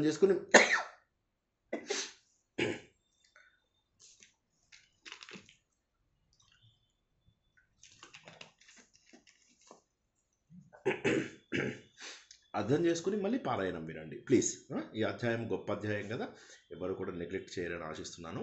మంచిగా రాత్రిపూట చక్కగా టైం దొరికింది కాబట్టి మోహ కర్ములు మోహ జ్ఞానులు అనేటటువంటి ఈ 12వ శ్లోకం ఏదైతే ఉందో ఇది చాలా గొప్ప శ్లోకము. ఈ శ్లోకాన్ని బాగా అర్థం చేసుకోవడానికి ప్రయత్నం చేయండి. మనము మోహ కర్ములుగాను మోహ జ్ఞానులుగాను మిగిలిపోదామా? అది ఆలోచించండి. అది మన లక్ష్యం కాదు. అలా మిగిలిపోవడము మన లక్ష్యం కాదు. కాబట్టి కామ్య కర్మలను చేస్తూ పరమేశ్వరుని అలక్ష్యం చేస్తావా, లేదా ఇంట్లోపల వేద పఠనం చేస్తున్నావు, అగ్నిహోత్రం చేస్తున్నావు, కాకపోతే నీ లోపల దయ, ప్రశాంతత, శుభ్రత, సత్య పాలన ఇవన్నీ లేకుండా చేస్తావా? కాబట్టి వాళ్ళ కర్మలు ఏం లాభం? వాళ్ళకి ఏమీ జ్ఞానం లేకుండా వాళ్ళ బతుకులు నాశనమైనటువంటివి అర్జున. కాబట్టి ఇవి వాళ్ళని అయోమయమైనటువంటి స్థితిలోకి చేరుస్తాయి. అటువంటప్పుడు ఒకటే గుర్తుంచుకో, నా దివ్యమైన శక్తిని ఎవరైతే ఆచరిస్తారో, నన్నే స్టార్టింగ్ పాయింట్ ఎండ్ పాయింట్గా, ఆది మధ్య అంత ఇవన్నిటికీ మూలం అని చెప్పి తెలుసుకుంటారో, అనన్య చిత్తం లేకుండా ఇంకా అంటే వేరేది ఏది ఆలోచించకుండా కేవలం నా గురించి ఆలోచిస్తూ నా యందే మనసు లగ్నం చేస్తే నా భక్తి లోపల నిమగ్నమవుతారు. సో భక్తి యోగానికి 12వ అధ్యాయం పరాకాష్ట, లేకపోతే 9వ అధ్యాయం పరాకాష్ట అంటే 12వ అధ్యాయము ప్లీజ్ ఎవరైనా జవాబు చెప్పగలిగితే చెప్పండి, లేకపోతే నేను చక్కగా చెప్తాను. దీనికి 9వ అధ్యాయం పరాకాష్ట అని నేను అంటాను, 12వ అధ్యాయం పరాకాష్ట అని భగవంతుడు అంటాడు. ఒక్కసారి ఆలోచించండి, ఏది పరాకాష్ట భక్తికి? భక్తికి పరాకాష్ట అయినా 12వ అధ్యాయం భగవంతుడికి దగ్గరికి చేరుస్తుంది కదండి, అందువల్ల అది కరెక్ట్. కాకపోతే ఒక్కసారి 9కి 12కి మీరు డిఫరెన్స్ చూసినట్లయితే 9వ చాప్టర్కి 12వ చాప్టరు మనలోని 35 లక్షణాలని చెప్పేస్తుంది. 9వ అధ్యాయం ఏం చెప్తుందంటే, ఒక్క భగవంతుడి పైన ధ్యాస పెడితే అన్ని ఆ 35 క్యారెక్టరిస్టిక్స్ వస్తాయని చెప్తుంది. ఇప్పుడు ఏది గొప్ప ఆలోచించండి, ఎంత బ్యూటిఫుల్ ఉందంటే ఈ పాయింట్. తర్వాత శ్లోకంలో 12 అయిపోయింది, 13, 14వ శ్లోకం లోపల కూడా భగవంతుడు ఏమంటాడంటే, నా గురించే ఆలోచించు, నా గురించే పాడు, నా గురించే పరిశ్రమించు, నా గురించే కష్టపడు, నా గురించే దృఢ సంకల్పం పెట్టుకో, నా గురించే వినయంతో నాకు ప్రణమిల్లు, నాకు దండం పెట్టుకో, నాతోని ప్రేమగా భక్తిగా ఉండు అని చెప్పాడు. ఓకే, ఇప్పుడు మళ్ళొక్కసారి చెప్తున్నా, జాగ్రత్తగా వినండి. 12వ అధ్యాయంలో 35 characteristics to purify your self. ఈ అధ్యాయంలో ఏం చెప్పాడంటే, ఒక్క క్యారెక్టరిస్టిక్ తోటి, ఒక్క లక్షణంతో అవన్నీ వస్తాయని చెప్తున్నాడు. సో 9వ అధ్యాయమే పరాకాష్ట, అంటే భక్తి లోపల హైయెస్ట్ లెవెల్కి తీసుకెళ్ళిపోయింది ఇది. ఎందుకంటే ఇది రాజవిద్య. కాబట్టి భగవంతుడి యొక్క శక్తి ఏంటి అని గుర్తించాలి. ఏమిటి భగవంతుడి శక్తి సార్ ఒకసారి చెప్పండి అని మళ్ళీ అడిగితే మళ్ళీ చెప్తాను, నో ప్రాబ్లం. ఏంటి భగవంతుడి శక్తి? సృష్టి చేశాడు, స్థితి చేశాడు, లయ చేశాడు, ఈ ప్రపంచమంతా తన ఆధీనంలో పుట్టుకున్నాడు. ఒక క్రమ పద్ధతి లోపల ఈ సృష్టిని ఏర్పరిచాడు. ఈ క్రమ పద్ధతిలో మన భూమి అనేది సముద్రంలో చిన్న బిందువు లాంటిది. అలాగే ఈ విశ్వంలో భూమి ఇంత. సముద్రం కనుక విశ్వం అనుకుంటే అందులో భూమి ఇంత చిన్నది, అందులో మనం ఎంత, మన బతికెంత. ఇంత పెద్ద విశ్వంలో భూమిని పేల్ బ్లూ డాట్ అంటారు. ఇంగ్లీష్లో ఎవరైనా గూగుల్లో కొట్టండి క్లాస్ అయిపోయిన తర్వాత. పేల్ బ్లూ డాట్ అంటారు మన భూమిని. చిన్న చుక్క ఇలా ఇలా ఇలా ఇలా కనిపించకుండా ఉంటుంది. దాంట్లో అది ఈ అంతే అంతే. సో కాబట్టి ఏంటి, అట్లా ఉన్నటువంటప్పుడు అర్జున గుర్తుంచుకో ఏంటంటే, నన్ను ప్రేమించడానికి ఏమేమి పద్ధతులు ఉన్నాయి. ఆ ప్రేమించడం లోపల కొంతమంది నన్ను రకరకాలుగా, కొంతమంది నన్ను తమతోని తేడా లేకుండా ప్రేమిస్తారు. నేను భగవంతుడు ఒకటే అన్నట్టుగా ప్రేమిస్తారు. కొంతమంది ద్వైత భావనతోటి ప్రేమిస్తారు. కొంతమంది అద్వైత భావన, కొందరు ద్వైత భావన. కొంతమంది ఏం చేస్తారు, నా విరాట రూపంలో పూజిస్తారు. అంటే ఏక రూపంలో పూజించవచ్చు, అనేక రూపాలలో పూజించవచ్చు, విరాట రూపంలో పూజించవచ్చు, భగవంతుడు ఏ రూపంలో అయినా కూడా పూజించవచ్చు, ఏం పర్వాలేదు. జ్ఞాన సముపార్జన అనేటటువంటిది మీరు చేస్తున్నటువంటి ఒక గొప్ప కార్యము, దీన్నే యజ్ఞము అని అంటాం. కాబట్టి రకరకాలుగా ఆరాధిస్తారు, ఏది తప్పలేదు. అలా ఆలోచించే వాళ్ళు ఏది తప్పలేదు, ఎందుకంటే అన్నీ నేనే. నువ్వు చేస్తున్నటువంటి ప్రతి క్రతువు నేనే. యజ్ఞం, నైవేద్యం, ఔషధాలు, మూలికలు, వేదమంత్రాలు, అందులో వేసేటటువంటిది ఏమంటారు, నెయ్యి, వాటికి సమర్పించేటటువంటివి, ఆ మొత్తం కార్యము, ఇవన్నీ కూడా నేనే. అంతెందుకు, ఇక వదిలేసే, ఇవన్నీ వదిలే. నేనే ఐఎమ్ ఫాదర్, ఐఎమ్ మదర్, నేనే తండ్రి, నేనే సంరక్షకుడిని, నేనే ప్రొటెక్టర్ని. మీ అందరినీ ప్యూరిఫై చేసే బాధ్యత నాది. అందుకే ఈ అధ్యాయం ఇస్తున్నాను. కాబట్టి నేనే పవిత్రమో నేర్చేవాడిని. మీరు ఏదైతే జ్ఞానం అని చెప్పి నేర్చుకుంటున్నారా, ఆ జ్ఞానం యొక్క అల్టిమేట్ డెస్టినేషన్ నేనే. మీ జ్ఞానం యొక్క లక్ష్యం మేమే. ఎందుకు, జ్ఞానం ద్వారా ఏం నేర్చుకుంటాం మనము, జ్ఞేయం. ఆ జ్ఞేయం భగవంతుడు. ధ్యానం ద్వారా ధ్యేయం, జ్ఞానం ద్వారా జ్ఞేయం. ఆ జ్ఞేయం నేను. మీ జ్ఞానం ఏదైతే నేర్చుకుంటున్నారో ఆ జ్ఞానం యొక్క లక్ష్యమే నేను. పవిత్రమైనటువంటి ఓంకార శబ్దం ఉంది కదా, ఆ ఓంకార శబ్దాన్ని నేనే. 3 వేదాలు, ఆ రోజుల్లో అథర్వణ వేదం లేదని చెప్పాను, మీకు అందరికీ జ్ఞాపకం ఉండే ఉంటుంది. ఆ 3 వేదాలు నేనే. ఋగ్వేదం, యజుర్వేదం, సామవేదం నేనే. అన్నీ నేనే. అంతేకాదు, నేనేమనుకుంటున్నావు, ఈ సమస్త భూతాలకి అల్టిమేట్గా మళ్ళీ నా లోపలే చేరుకోవాలి. కాబట్టి నేనే లక్ష్యం, నేనే సృష్టికర్తను, నేనే నిర్వాహకుడను, నేనే లయకారుడను, నేనే సాక్షిని, నేనే నివాసము, నేనే ఆశ్రయం, నేనే ఫ్రెండ్ని వాళ్ళకి, నేనే ఈ సృష్టి మొత్తానికి మూలము, నేనే శాశ్వత బీజాన్ని. ఏ బీజం అయితే నాశనం కాదో, బీజం ఏం చేస్తాం, మనం విత్తనాన్ని భూమిలో వేస్తాం, వేయగానే అది చెట్టుగా మొలిచిన తర్వాత బీజం ఇంకుండదు, బీజం నాశనం అయిపోతుంది. కానీ భగవంతుడిలోంచి వచ్చినటువంటి మనం అందరము కూడా, ఇంతమంది వచ్చినా భగవంతుడు మాత్రం ఆ నాశనం లేనటువంటి బీజము. ఈ సృష్టి మొత్తానికి మూలం నేనే, అంతం నేనే, ఆధారం నేనే, శాశ్వత స్థానం నేనే, ఎప్పటి మీ పర్మనెంట్ ఫ్రెండ్ని కూడా నేనే. మీకు ఫ్రీగా అందుతున్న వస్తువులు ఏవేవైతే ఉన్నాయో, ఈ సూర్యుడు ఉన్నాడా, ఆ సూర్యుడు లోపల వేడి ఎవరు అనుకుంటున్నారు, అది నేనే. మీకు వర్షం కావాలంటే వర్షం కురిపిస్తా, వద్దన్నప్పుడు ఆపేస్తా. నేనే మీ మృత్యువుని, నేనే మీ జీవాన్ని, నేనే మీ ఆత్మను, నేనే మీకు బయట కనిపించేటటువంటి పదార్థ రూపంలో కనిపించేది. పదార్థాన్ని నేనే, యథార్థాన్ని నేనే అని చెప్పేసి భగవంతుడు తను అన్నీ చెప్తున్నాడు. నేనే మీకు మృత్యు రూపంలో ఉన్నాను, నేనే మీ జీవ రూపంలో ఉన్నాను, నేనే మీ భౌతిక శరీర రూపంలో ఉన్నాను, నేనే వర్షాన్ని కురిపిస్తున్నాను, నేనే సూర్యుడిని, నేనే ఓంకారాన్ని, నేనే శాశ్వత బీజాన్ని, నేనే తల్లిని, నేనే తండ్రిని అని చెప్పేసి చెప్పారనమాట. అంటే ఎంత గొప్ప జ్ఞానాన్ని ఈరోజు మనం నేర్చుకున్నామో ఒకసారి ఆలోచించండి.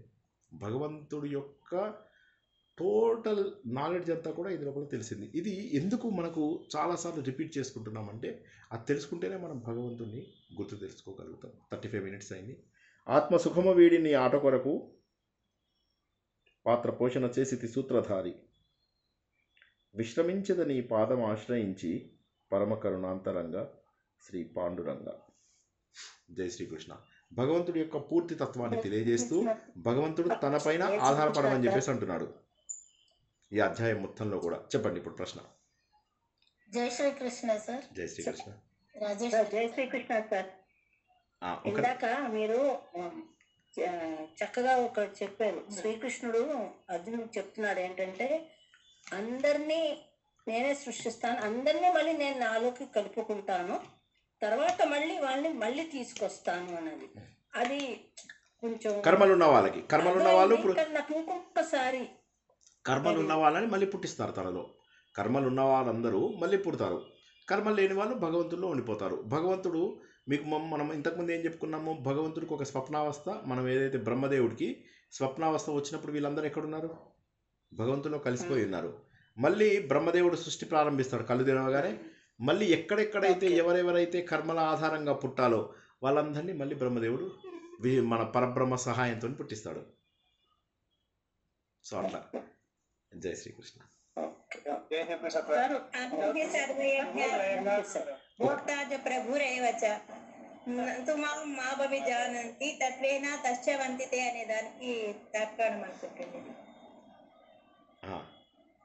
ఓకే సార్, మోఘ కర్ములు మోఘ జ్ఞానులు చెప్పారు కదండి. అవునమ్మా. మోఘ జ్ఞానులు అంటే ఎవరు సార్? జ్ఞానం సరైన జ్ఞానం లేకుండా పనులు చేసేవారు, సరైనటువంటి జ్ఞానం ఉండదు వారికి. అంటే వేదము అగ్నిహోత్రము చేసేటటువంటి వారు ఉన్నారు కదా, వారు వేద జ్ఞానులు. వాళ్ళకి ఏంటంటే వాళ్ళకి వేదం తెలుసు, అప్పుడు ఏమంటారు వాళ్ళు, మేము జ్ఞానం ఉంది మాకు అనుకుంటారు. కానీ ఆ జ్ఞానానికి కావలసినటువంటి సత్యపాలన, ఇప్పుడు యజ్ఞయాగాలు చేసేవాళ్ళు, క్రతువులు చేసేవాళ్ళు ఉన్నారు. వీళ్ళెవరంటే ఎవరైతే సత్యపాలన చేయాలో, ఎవరైతే శుచిగా ఉండాలో, ఎవరైతే దయగా ఉండాలో అటువంటి వారు మాత్రం చేయాలి. కానీ వాళ్ళు చేస్తూ మాకు జ్ఞానం ఉంది అనుకుంటారు, వాళ్ళు మోహ జ్ఞానులు. ఇక మోగ కర్మలు అంటే మనలాంటి వాళ్ళు, కామ్యకర్మలు చేస్తూ భగవంతుని నెగ్లెక్ట్ చేసేవాళ్ళు. కామ్యకర్మలు అంటే ఇప్పుడు ఏమంటారు, ఫలానా టెంపుల్కి వెళ్తే తెలుసా పెళ్ళైతుందిరా అని వెళ్ళిపోతారు. ఫలానా టెంపుల్కి వెళ్తే పిల్లలు పుడతారు వెళ్ళిపోతారు. మరి ఇంటి దగ్గర కేవలం అది మోఘ కర్ములు. అంటే వీళ్ళు భగవంతుడు తత్వం కోసం వెళ్ళడం లేదు టెంపుల్కి. మీరు ఒక్కసారి ఆలోచిస్తే, అబద్ధం చెప్పుకోకుండా ఏదో అంటారు చూడు, మనం ఫ్రాంక్గా మాట్లాడుకుందాం అంటాం కదా, ఫ్రాంక్గా మాట్లాడుకుంటే హిందూ ధర్మంలో 99% అలాంటి జనాలే ఉన్నారు. మోఘ కర్ములు ఎక్కువ మంది ఉంటారు. ఆ మిగిలిన 1%లో మోఘ జ్ఞానులే ఉంటారు.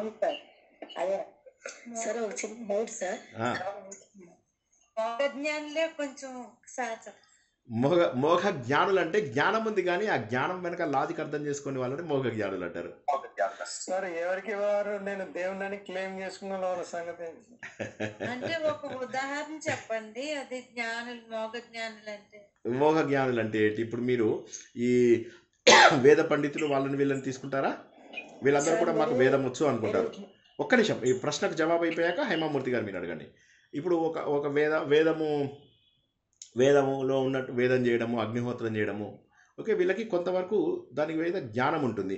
ఇప్పుడు కర్మలు చేసే వాళ్ళకు జ్ఞానం ఉండదు. కర్మలు చేసేవాడికి జ్ఞానం ఉండాల్సిన అవసరం లేదు కదా. మోఘ కర్ములకు మోఘ జ్ఞానులకు తేడా ఏంటంటే, మోఘ కర్ములు మనలాంటి వాళ్ళు, ఏమీ తెలియవు మనకు. ఏ పూజ చేయమంటే ఆ పూజ చేస్తాం, ఏం చేయమంటే అక్కడ వాడు అంటాడు, ఇక్కడ అక్షింతలు ఏంటంటే అక్కడ అక్షింతలు వేస్తాం, ఇక్కడ దీపం పెట్టానంటే పెట్టాం, ముక్కు మూసుకోమంటే ముక్కు మూసుకుంటాం. అది ప్రాణాయామమా? ప్రాణాయామం అంటే ఏంటి?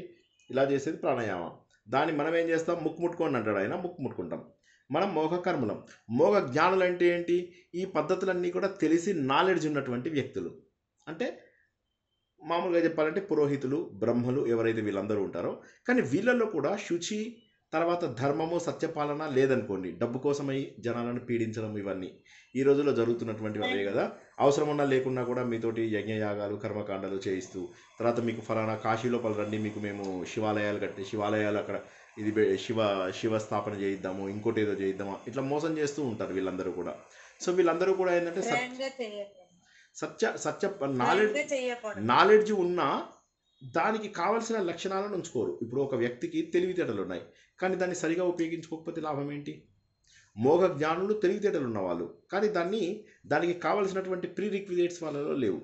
కానీ మోఘ కర్మలు తెలివి లేని వాళ్ళు, మనలాంటి వాళ్ళు ఏం చేస్తాము, ఎవడెక్కడ చేయమంటే అక్కడ చేస్తాం. కానీ ఎందుకు? మన అల్టిమేట్ లక్ష్యం ఏంటంటే కోరికలు. కామ్య కర్మలతోటే చూస్తాం కానీ దేవుడు, అయ్యో నేను చేస్తున్నాను, ఇన్ని చేస్తున్నాను, నేను దేవుడిని తెలుసుకుంటున్నాను అని ఒక్కసారి కూడా ఆలోచించని వాళ్ళు కామ్యకర్ములు, మోఘ కర్ములు, మనలాంటి వాళ్ళు. అందులో జ్ఞానం ఉంది, మొదటి కేటగిరీలో జ్ఞానం ఉంది, కానీ దానికి కావలసినటువంటి లక్షణాలు లేవు. ఇప్పుడు నాకు ఫర్ ఎగ్జాంపుల్ వేదం తెలుసు అనుకోండి, నేను మీ అందరి దగ్గర వేదం కోసం క్లాస్కి పైసలు తీసుకున్నాను అనుకోండి, అంటే నా పోషణ వెళ్ళకపోతే అది వేరే సంగతి. బట్ అదర్వైజ్ ఏంటి జనాలు ఎట్లా చేస్తుంటారు ఈ రోజు లోపల? ప్రతి దానికి డబ్బు డబ్బు డబ్బు డబ్బు. అవతల వాడు నేర్చుకున్నా సరే నేర్చుకోకపోయినా సరే, అవతల వాడికి ఫలితం వచ్చినా సరే లేకపోయినా సరే. మా నాన్నగారికి ఇది ఏమంటారు లక్షవత్తులు నోము చేయించారు మా ఇంట్లో అమ్మా నాన్న. చేయించిన 15 రోజులకు మా నాన్నగారు ఈ లోకాన్ని వదిలేసి వెళ్ళిపోవాల్సి వచ్చింది. కాల్ చేసి లక్షవత్తులు నోము మీకు ఇక అయిపోయింది ఇక పర్మనెంట్ మీకు ఆనందం అది ఇదని చెప్పారనుకోండి. 15 రోజుల్లోనే పర్మనెంట్ ఆనందానికి వెళ్ళిపోయారు కదా. సో ఇవన్నీ వాళ్ళ పేరు చెప్పకూడదు కాబట్టి గ్రూప్లో చెప్పడం లేదు నేను. వీళ్ళందరూ కూడా మోహకర్ములు, మోహ జ్ఞానులు. మాలాంటి వాళ్ళందరూ మోహకర్ములు. క్లియర్ అయిందమ్మా? ఇందాక ఎవరు అడిగారమ్మా? Very good. నెక్స్ట్ హైమామూర్తి గారు ఏదో అడుగుతుంటే ఆపాను. డౌట్ క్లారిఫై అయిందండి నాకు కూడా. వెరీ గుడ్ అమ్మా. తెలిసిపోయింది. సార్ నేను అడిగిన డౌట్ చెప్పలేదు సార్. అంటే ఎవరికి వారు దేవుళ్ళని క్లెయిమ్ చేసుకున్నారు. ధ్యాన యోగములో కూడా స్వామి యజ్ఞాలు చేసేటప్పుడు యజ్ఞం చేయించేది నేనే, చేసేవాడు పరమాత్మ అన్ని నేనే అని చెప్పి చెప్తారు కదండి. చెప్తారు ఇక్కడ కూడా చెప్పారు అదే మాట ఇక్కడ ఇంకోసారి చెప్పారు. హవిస్సు ఇచ్చే బ్రహ్మగారు కూడా పరమాత్మతోనే అని చెప్పి చెప్తారు కదా. కొంచెం దాని గురించి ఏమైనా రిలేటెడ్ గా ఏమైనా చెప్తారేమోనని. అంటే ఏంటంటే ఈ ప్రపంచంలో తనకు వేరుగా ఏమీ లేదు. సింపుల్గా అర్థం చేసుకోండి. తనకు వేరుగా ఏమీ లేదు, అంతే. అదొక్క మాట. తనకు వేరుగా ఈ ప్రపంచంలో ఏమీ లేదు. యజ్ఞం అనేటటువంటిది అన్నిటికంటే గొప్పము. వైటీడీ యజ్ఞము, తపస్సు, దానము అన్నిటికంటే గొప్పవి. వైటీడీ ఆ వైటీడీలో యజ్ఞం అనేది అన్నిటికంటే గొప్పది కాబట్టి ఆ యజ్ఞంలో ప్రతిదీ నేనే అని చెప్పడం దాని అర్థం. ఓకేనా? సో ఇప్పుడు డాక్టర్ శ్రీనివాస్ గారు అడిగిన దానికి సార్ మీరు అడిగిన ప్రశ్నలోనే జవాబు ఉంది. డాక్టర్ శ్రీనివాస్ గారు మీరు అడిగిన ప్రశ్నలోనే న్యాచురల్ హీలింగ్ శ్రీనివాస్ గారు మీ ప్రశ్నలోనే సమాధానం ఉంది అంటున్నా. మీ ప్రశ్నలోనే సమాధానం ఉంది అంటున్నా. లేదు, ఆయన ప్రశ్నలోనే సమాధానం ఉంది. అది ప్రశ్నలోనే సమాధానం ఉంది. ఇప్పుడు ఎవరిని వాడిని దేవుడిగా క్లెయిమ్ చేస్తే ఫైన్, నో ప్రాబ్లం, అందరిలో దేవుడు ఉన్నాడు. కానీ నేను దేవుడిని మీరంతా బానిసలు అంటే అది తప్పు, అంతే. అందరిలో దేవుడు ఉన్నాడు, ఓకే, ఒప్పుకోండి. ఇప్పుడు నేను దేవుడిని ప్రాబ్లం క్రియేట్ అవుతుంది సార్ అట్లా అనుకుంటే. అంటే నేను ఇప్పుడు అందరిలో దైవం ఉన్నాడు, కానీ ఆ దైవాన్ని తెప్పించాలి కదా మనం. నేను ఉదాహరణకి మోరి నీళ్ళు కూడా దాహం తీరుస్తాయి. మన ఇంట్లో ఉన్న ఆర్ఓ వాటర్ కూడా దాహం తీరుస్తాయి. మనం మోరి నీళ్ళు తాగం కదా. సో దాహం తీర్చే శక్తి నీటికి ఉన్నప్పటికీ మనం ఏ విధంగానైతే రిఫైన్డ్ వాటర్ తాగుతామో, ఏ విధంగానైతే రివర్స్ ఆస్మోసిస్ చేసినటువంటి నీళ్లు తాగుతామో, అదేవిధంగా మనను మనం పవిత్రీకరించుకుంటేనే మనలో దైవ లక్షణాలు బయటకు వస్తాయి. అయితే దానివల్ల నేను దైవాన్ని అయిపోయి మీరందరూ ఇదైపోరు. అందరిలో దైవం ఉంటాడు. దైవం ఉండకపోవడం అవుట్ ఆఫ్ క్వశ్చన్. ఎందుకంటే దేవుడు 1,00,000 సార్లు కోట్ల సార్లు చెప్పాడు అన్నిటిలో దైవం ఉన్నది. అందులో there is no doubt about it. మీ అందరిలో మనందరిలో ప్రపంచంలో కనిపించే ప్రతి వస్తువు భగవంతుడే. There is absolutely no doubt about it. అందులో అసలు డౌటే లేదు. కాకపోతే ప్రాబ్లం ఏంటంటే నేను దేవుణ్ణి, మీరందరూ నా భక్తులు అనేవాళ్ళు తప్పు అని చెప్తున్నాను. అది ఓకే. మాధవి గారు అడగండి. 8వ అధ్యాయము 9వ అధ్యాయము అది ఇప్పుడు 12వ అధ్యాయంలో కొన్ని క్యారెక్టర్స్ చెప్పు కదా స్వామి. అవును. అద్వేష్ట, సర్వభూతానాం, మైత్రకర్ణయ, నిర్మమో నిరహంకార, సమదుఃఖ సుఖక్షమి, ఎవరిని ద్వేషించకుండా, మన వల్ల ఎవరు ద్వేషాన్ని పొందకుండా, అట్లాంటి క్యారెక్టర్స్ ఉన్న వాళ్ళు భగవంతుడికి దగ్గర అయిపోతారు, భగవంతుడికి దగ్గర అవుతారు. 12వ అధ్యాయం ఏంటి ఒకసారి అందరూ వినండి, ప్లీజ్ అందరూ వినండి. ఆవిడ ప్రశ్న కాదు, ఇది అందరి ప్రశ్న. 12వ అధ్యాయంలో లక్షణాలు తెలుసుకున్న ఒక వ్యక్తి పవిత్రీకరింపబడతాడు. పవిత్రీకరింపబడిన వ్యక్తి ప్రయాణం చేస్తూ 15వ అధ్యాయంలో భగవద్గీత లాస్ట్ చాప్టర్ ఏంటి? 15వ చాప్టర్. 15వ చాప్టర్ లోపల దేవుల్లో కలిసిపోతాడు. 12వ అధ్యాయంలో గర్భగుడిలోకి ప్రవేశించి చివరి అధ్యాయం, భగవద్గీతలో చివరి అధ్యాయమైనటువంటి 15వ అధ్యాయం లోపల దేవుల్లో కలిసిపోతాడు పురుషోత్తమ ప్రాప్తి యోగంలో. 18 అవి 16, 17, 18 కలశాధ్యాయాలు అంటారు వాటిని. 16, 17, 18 కలశాధ్యాయాలు, అపెండిక్స్ చాప్టర్స్ అంటారు వాటిని, కలశాధ్యాయాలు. సో కాబట్టి ఏమైంది, 12లోంచి 15లోకి వెళ్ళిపోయాం మనం. వెళ్ళిపోయినప్పుడు ఏమవుతుంది, పురుషోత్తముడిలాగా మారిపోతున్నాం. మానవుడు మాధవుడుగా, జీవుడు దేవుడుగా, నరుడు నారాయణుడిగా, పురుషుడు పురుషోత్తముడిగా మారిపోతాడు, దేవుడిలాగా మారిపోతున్నాడు. పవిత్రీకరించుకున్న వాడు మాత్రమే పయనం చేయగలుగుతాడు. మళ్ళీ జాగ్రత్తగా వినండి ప్లీజ్. 12వ అధ్యాయము గర్భగుడిలోకి ప్రవేశించడం అంటే 35 లక్షణాలు మనకు ఉన్నాయా లేదా ముందు చూసుకోండి. చూసుకున్న తర్వాత పయనం మొదలెట్టి కలిసిపోతాం భగవంతుల్లో. 15వ అధ్యాయం వచ్చేసరికి అయిపోతుంది భగవద్గీత. 16, 17, 18 అధ్యాయాలు కలశాధ్యాయాలు, అపెండిక్స్ చాప్టర్స్. Reference material. అంత గొప్పది మరి. లక్షణాలని ఒకసారి చెప్పరా సార్? ఇప్పుడు 12వ అధ్యాయం తెలుసుకున్నప్పుడు అవన్నీ తెలుసుకుందాం. 12వ అధ్యాయం తెలుసుకున్నప్పుడు అవన్నీ తెలుసుకుందాము. ప్లీజ్ అందరూ ఒకసారి మ్యూట్లోకి వెళ్ళండి. ఒక్కసారి అందరూ మ్యూట్లోకి వెళ్ళిపోండి. Mute mute mute. 12వ అధ్యాయం వచ్చినప్పుడు అన్ని లక్షణాలు తెలుసుకుందాము. ఈ అధ్యాయంలో ఆ 35 లక్షణాలకు బాప్కే బాపు ఉన్నాడు. ఇక్కడ ఆ 35 లక్షణాలకు మూలం ఒకటే, ఏంటంటే అనన్య భక్తి. ఆ 35 లక్షణాలు ఆటోమేటిక్గా వస్తాయి. ఎందుకు అంత కష్టపడ్డాము? 12వ చాప్టర్ దాకా ఎందుకు వెళ్తారు? ఈ అధ్యాయం ఒక్కటి గట్టిగా పట్టుకోండి. ప్రతి ఒక్కరూ 12వ అధ్యాయం 15వ అధ్యాయం ప్రతిరోజు పారాయణం చేయమని చెప్పాను. ఎందుకు చెప్పాము? 12 పారాయణానికి 3 మనకు ఉన్నవి. వేదానికి సంబంధించినటువంటి 3. ఒకటి వేద సారము, ఉపనిషత్తు సారమైనటువంటి భగవద్గీతలో 12, 15 చదివితే చాలు, ఇంకేం చదవక్కర్లేదు.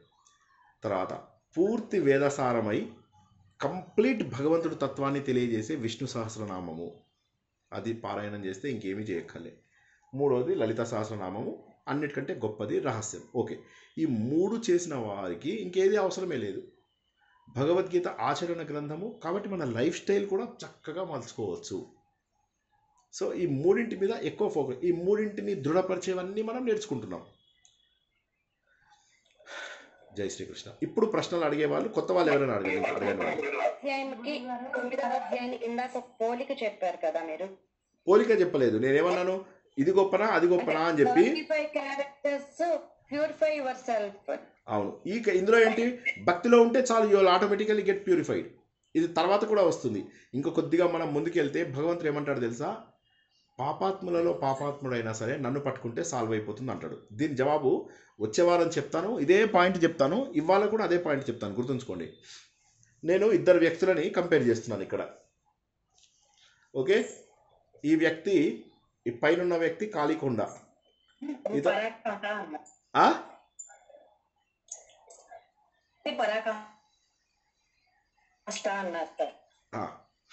సరే సరే, ఒకసారి ఇప్పుడు నేను ఒక చిన్న ఇది చెప్తాను, చూడండి జాగ్రత్తగా.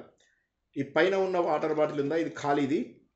ఈ ఖాళీ బాటిల్ మనం, ఈ ఖాళీ బాటిల్తో ఏం చేస్తున్నాం మనము? దేవుడు ఉన్నాడా? ఏమో అందరూ చెప్తున్నారు ఉన్నాడు. ఇలా జర్నీ చేస్తూ వెళ్తున్నాం, ఎదగట్లేదు, భగవంతుని చేయట్లేదు, జీవిత చరమాంకంకి వెళ్ళిపోయాం. ఏం చేసామయ్యా మనము అంటే, ఓ లక్ష కుంకుమార్చనలు, 3 కోట్ల నోములు, 1,00,000 కోట్ల వ్రతాలు చేసుకుంటూ భగవంతుడిని సగం సగం నమ్ముకుంటూ భావన లేకుండా ముందుకెళ్ళినది ఇది ఇలా వెళ్ళిపోయింది. భగవంతుడు ఏ అధ్యాయంలో ఉంటాడు? వీడు పాపాత్ముడు. ఇక్కడ చూసారా, పాపం నీళ్లు ఫుల్ ఉన్నాయి ఇందులో. పాపాత్ముడు వీడు, బోల్డ్ అని పాపాలు ఉన్నాయి. పరమ పాపాత్ముడు, కిరాతకుడు. వీడు ఇలా ప్రయాణం చేస్తున్నాడు. సడన్గా ఒకరోజు తెలిసింది తను తప్పు చేశానని. అప్పుడు ఏమవుతుంది తెలుసా? ఒక్కసారిగా ఎదుగుతాడు, భగవంతుడి గురించి తెలుసుకుని వెళ్ళిపోతాడు పైకి. మీకు కనిపిస్తున్నాడా? ఇప్పుడు కనిపించడం లేదు. ఎవరిలో అయితే నిజంగా మార్పు వస్తుందో వాడు గొప్పవాడు. నేను రెగ్యులర్గా పూజలు చేస్తున్నాను ఏమి కాదు, మార్పు వచ్చిన వాడే గొప్పవాడు. భగవంతుడు ఈ మాట అంటాడు, పాపాత్మలకు వెళ్ళిన ఇంతకుముందు కూడా అన్నాడు, ఇప్పుడు కూడా అన్నాడు. జ్ఞానయోగం చాప్టర్ లోపల కూడా చెప్తాడు, 4th చాప్టర్లో కూడా. ఎవరో మ్యూట్లో ఉన్న ప్లీజ్. జ్ఞానయోగంలో కూడా చెప్పాడు, పాపాత్మలలో పాపాత్ముడైనా సరే నన్ను ఆశ్రయిస్తే సరిపోతుంది. జ్ఞానం అనేది తెలుసుకుంటే అన్నీ కొట్టుకుపోతాయి. జ్ఞానాగ్ని దగ్ధ కర్మాణం. అదే విషయాన్ని ఇదే అధ్యాయంలో మళ్ళీ చెప్తాడు. ఎలాంటి వాడైనా సరే నన్ను గట్టిగా పట్టుకుంటే, పట్టుకోవడం అంటే ఏంటి? ఆ బిలీఫ్ ఉండాలి. ఏంటంటే ఈ ప్రకృతి ఎక్కడి నుంచి వస్తుంది ఆ బిలీఫ్? ఇప్పుడు మీరు ఒకటే ఆలోచించండి, ఎక్కడి నుంచి వస్తుంది ఆ బిలీఫ్? ఈ ప్రపంచం అంతటికీ ఒకడే మూలం అని రోజు రిపీట్ చేసుకోండి. దేవుడు నువ్వు సర్వాంతర్యామివి, అది మీ మనసులో ముద్రించాలి. నిజమే కదా? ఒకసారి ఊరికే కూర్చొని ఖాళీగా కూర్చొని ఆలోచించండి, ఎలా నడుస్తున్నాయి ఇవన్నీ. ఆయన రొనాల్డ్ రీగను ఒక జోక్ చెప్పాడనమాట. ఏంటంటే దేవుడు లేడు, ప్రపంచం అంతా ఆటోమేటిక్గా నడుస్తుంది అనేవాళ్ళు ఈయన దగ్గరికి వచ్చారట ఒకసారి. రాగానే ఈయన ఏం చేశారట, డెలిషియస్ ఫుడ్ తయారు చేయించారట ఇంట్లోపల. గొప్ప ఫుడ్, మంచి ఎక్కడెక్కడ లేనటువంటి రుచులన్నిటితోటి ఒక పెద్ద వంట తయారు చేయించిన తర్వాత ఇంటికి వచ్చిన వాళ్ళందరూ కుక్కేడి అన్నట. అంటే కుక్ అంటే వంటవాడు ఏడి అంటే వంటవాడు లేడు అన్నట్ట. అర్థమైందా జోక్? ఎవరికి అర్థం కాలేదా? నిద్రలోకి వెళ్ళిపోయారా? అప్పుడే డీప్ స్లీప్, తురియావస్థలోకి వెళ్ళిపోయారా? జోక్ అర్థమైందా? కుక్కుంటేనే ఇవన్నీ చేశాడు, కుక్కు చేశాడు ఇవన్నీ. వంటవాడు లేకుండా వంట చేయలేరు కదా. అదేవిధంగా ఎవరు భగవంతుడు లేకుండా ఈ ప్రపంచం రాదు. ఈ నమ్మకం గట్టిగా పెట్టుకోవాలి. భగవంతుడు లేకుండా ఈ ప్రపంచం రాదు. భగవంతుడు ఉంటేనే ఈ ప్రపంచం వస్తుంది. ఈ అంటే నమ్మకాన్ని ఇప్పుడు అతడు వంటవాడు లేడు అని చెప్పాడు, కానీ మనకి నమ్మకం ఉండాలి అతడు వంటవాడు అక్కడ ఉన్నాడు, ఇతడు లేడని అబద్ధం చెప్తున్నాడు. ఇతను కావాలని అలా అంటే అప్పుడు అందరూ కాదు వంటవాడు లేకుండా ఎట్లా అవుతుందయ్యా అంటారు. అనగానే మరి అప్పుడు ఈయన అంటాడు అనమాట, మరి చూసావా, ఆఫ్టర్ ఆల్ ఒక చిన్న డిలీషియస్ వంటకే ఒక వంటవాడు కావాల్సి వస్తే అత్యద్భుతమైనటువంటి విశ్వం, భూమి అనేది చిన్నది బేసిక్, ఇలాంటి వందల వేల లక్షల కోటాను కోట్ల గెలాక్సీలు ఉన్నాయి, వందల వేల కోట్ల నక్షత్రాలు, మనకు కనిపించే సూర్యుడు లాంటి వాళ్ళు బిలియన్స్ ఆఫ్ సూర్యులు ఉన్నారు. ఇంతమంది ఆటోమేటిక్గా ఎట్లా నడుస్తున్నారు? ఒక్కటి పాయింట్ ఆలోచించండి. ఆటోమేటిక్గా వెళ్ళిపోతున్నారు అందరూ. భూమి ఎంత స్పీడ్గా తిరుగుతుంది తెలుసా? 500 మీటర్స్ సెకండ్కి తిరుగుతోంది. అంత స్పీడ్గా తిరుగుతుంటే ఒక్క సెకండ్కి మనకు అసలు తేడానే తెలియడం లేదు. 24 గంటల్లో సూర్యుని చుట్టొస్తుంది. సో ఇంత స్పీడ్గా తిరుగుతూ కూడా ఏ విధమైన డ్యామేజ్ లేకుండా ఎలా జరుగుతుంది? గురుత్వాకర్షణ ఎక్కడి నుంచి వచ్చింది? గురుత్వాకర్షణ ఎవరిచ్చాడు? ఈ సైంటిస్ట్ ఇచ్చారా గురుత్వాకర్షణ శక్తి? అది ఉంది అని చెప్పారు. సో నేనేమంటున్నానంటే, దేవుడిని నమ్మాలి అంటే రాముడి కథలో, కృష్ణుడి కథలో ఇవన్నీ మనకు గట్టిగా నమ్మకం కుదిర్చాయా? సరే. లాజిక్ కావాలంటే ఇంత ఆలోచించండి, కూల్గా కూర్చొని ఆలోచించండి. ఈ సృష్టి మొత్తానికి మూలమైనటువంటి ఒక పరమాత్మ ఉన్నాడు. ఆయన లేకపోతే నా చైతన్యం ఏది? ఆయన లేకపోతే నా కదలిక ఏది? రోడ్డు మీద ఒక కుక్క ఒక చనిపోయినటువంటి జంతువుని తింటుందన్నమాట. ఆ చనిపోయినటువంటి జంతువు మాట్లాడకుండా పడిపోయింది. ఎందుకని? అది చనిపోయింది కాబట్టి. ఏది లేదు అందులో. అదే బతుకుంటే అది ఊరుకునేదా? ఎగిరి తన్నేది. సో కాబట్టి ఏదైతే జీవం ఉందో ఆ జీవం భగవంతుడు. ఈ సత్యాన్ని గుర్తించాలి. ఎందుకంటే అందరిలో ఉన్న జీవం భగవంతుడే. ప్రహ్లాద సినిమాలో పాట లేదు, జీవం నీవే కదా. సో నేనేమంటున్నానంటే అది గుర్తించండి. ఆ జీవం, మనలో ఉన్న జీవం భగవంతుడు. అది లేనప్పుడు నా కళ్ళు చూడలేవు, నా చెవులు వినలేవు. ఇలాగ ఆలోచిస్తూ ఉంటే భగవంతుడు ఉన్నాడనే గట్టి నమ్మకం, ఎప్పుడైతే భగవంతుడు ఉన్నాడనే గట్టి నమ్మకం వస్తుందో అప్పుడు తప్పులు చేసే ఛాన్సెస్ చాలా తగ్గిపోతాయి. నన్ను నమ్మండి, believe me. Okay, last 2-3 questions తీసుకుందాం. ఇంకా 7 minutes ఉంది. మంచిగా అడుగుతున్నారు, ప్రశ్నలు బాగా అడుగుతున్నారు. I appreciate.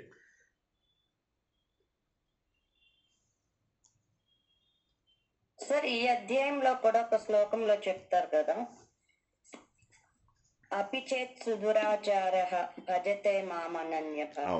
అంటే అప్పటి వరకు దురాచారవంతుడు అయినా కూడా అది వస్తుంది, ఇంకా రాలేదు మనకు. పొందుతారు. ఎస్ అదే నేను ఇప్పుడు చెప్పింది కరెక్ట్. ఎవరైతే మారాలి, ముందు మారినట్లయితే అయిపోయింది, భగవంతుని చేరుకుంటాం. అది మీకు భగవంతుడు ఈ అధ్యాయంలో చివరిలో చెప్పినా, ఆయన ఎందుకు చెప్పాడు అది చివరిలో? ఎంత నువ్వు పరమ పాపిష్టివైనా సరే అనన్య భక్తితోని పూజించాలంటైతే వాళ్ళని ధర్మాత్ములుగానే నేను పరిగణిస్తాను, వాళ్ళు గొప్పవాళ్ళుగానే పరిగణిస్తాను. Because they have taken the right decision.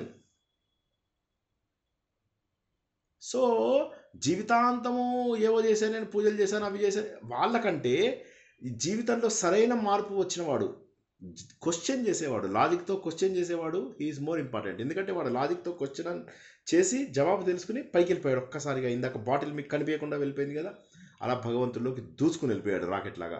మనమేమో ఈ డొల్ల వాటర్ బాటిల్ లాగా ఇలా జర్నీ చేస్తున్నాం. ఎవడో పారాయణకు పిలిచాడు, ఎవడో భజనకు పిలిచాడు, ఎవడో ఇది పిలిచాడు, వెళ్ళడము, కబుర్లు చెప్పుకోవడము, నెట్వర్క్లు ఫామ్ చేసుకోవడము, పిచ్చి వేషాలు, పిచ్చి గోళాలు, ఇవన్నీ భక్తితో చేస్తే అవి కూడా తప్పులేదు. కానీ నేనేమంటానంటే వాటిని భక్తితో చేయం కదా, దేవుడు అనేది గట్టి నమ్మకం ఉండి చేయాలి. ఇది చేస్తే మంచిది అని చెప్పి చేస్తారు. ఎక్కువ మంది ఎందుకు చేస్తారంటే ఇది చేస్తే మంచిదిట అని చెప్పి చేస్తారు. అంతేగాని దేవుడితోని భక్తి, దేవుడి యొక్క గొప్పతనాన్ని గుర్తించి చేయాలి. అది నేను పడే బాధ ఏంటంటే, మీరు దేవుడి యొక్క భక్తిని గుర్తించిన తర్వాత మీరు పారాయణం చేయండి, భజన చేయండి, జంపింగ్లు చేయండి, డ్యాన్సులు చేయండి, ఊరికే కూర్చోండి, ఏం చేసినా ఒకటే. ముందు భగవంతుడి గురించి తెలుసుకోండి. అని అంటాడు చూడు, వీలైతే శిక్షించు, లేకపోతే క్షమించు, బట్ మేము ఉన్నామని గుర్తించు. ఫస్ట్ భగవంతుడిని గుర్తించు. భగవంతుడిని గుర్తించిన తర్వాత మీరేం చేసినా ఓకే. ఫస్ట్ ఆ బిలీఫ్ ఆనెస్ట్గా నేనేమనుకోను, ఇందులో అంత గట్టి నమ్మకం ఉన్న వాళ్ళు ఎవరైనా ఉన్నారా? దేవుడు ఉన్నాడు అని గట్టి నమ్మకం ఎవరికైనా ఉందా ఇందులో? ఇలా అంటున్నందుకు ఉన్నాడు ఏమన్నా సార్. సార్, కానీ భగవంతుడి గురించి ఆలోచిస్తుంటే ఏమయంలో వెరీ గుడ్, వెరీ గుడ్, చాలా సంతోషం. సార్, భగవంతుడు ఎట్లా అవపడతాడు, ఎట్లా మనిషి అయోమయంలో పట్టింది సార్ అసలు. దృశ్యమైన శక్తి. అది వెరీ గుడ్, వెరీ గుడ్. అందరికీ కూడా భగవంతుడు అంటే నమ్మకం ఫస్ట్ పెట్టుకోండి. తర్వాత శోధన చేస్తే భగవంతుడు ఎక్కడో బయట బయట ఇలా కనిపించి భక్త కళ్ళు తెరువు అలా ఉండదు. మన లోపలే ఆ అద్వితీయ భావన తెలిసినప్పుడు ఎంత ఆనందంగా ఉంటుందో తెలుసా? భగవంతుడు ఉన్నాడు అనేటటువంటి గుర్తింపు, ఇప్పుడు ఇందాక నేను చెప్పిన ఉదాహరణలన్నీ కూడా అనుభవించినటువంటి ఉదాహరణలు. ఆ ఉదాహరణలలో ఆశ్చర్యం అనిపిస్తూ ఉంటుంది. మై గాడ్, ఆయన ఏమన్నాడు?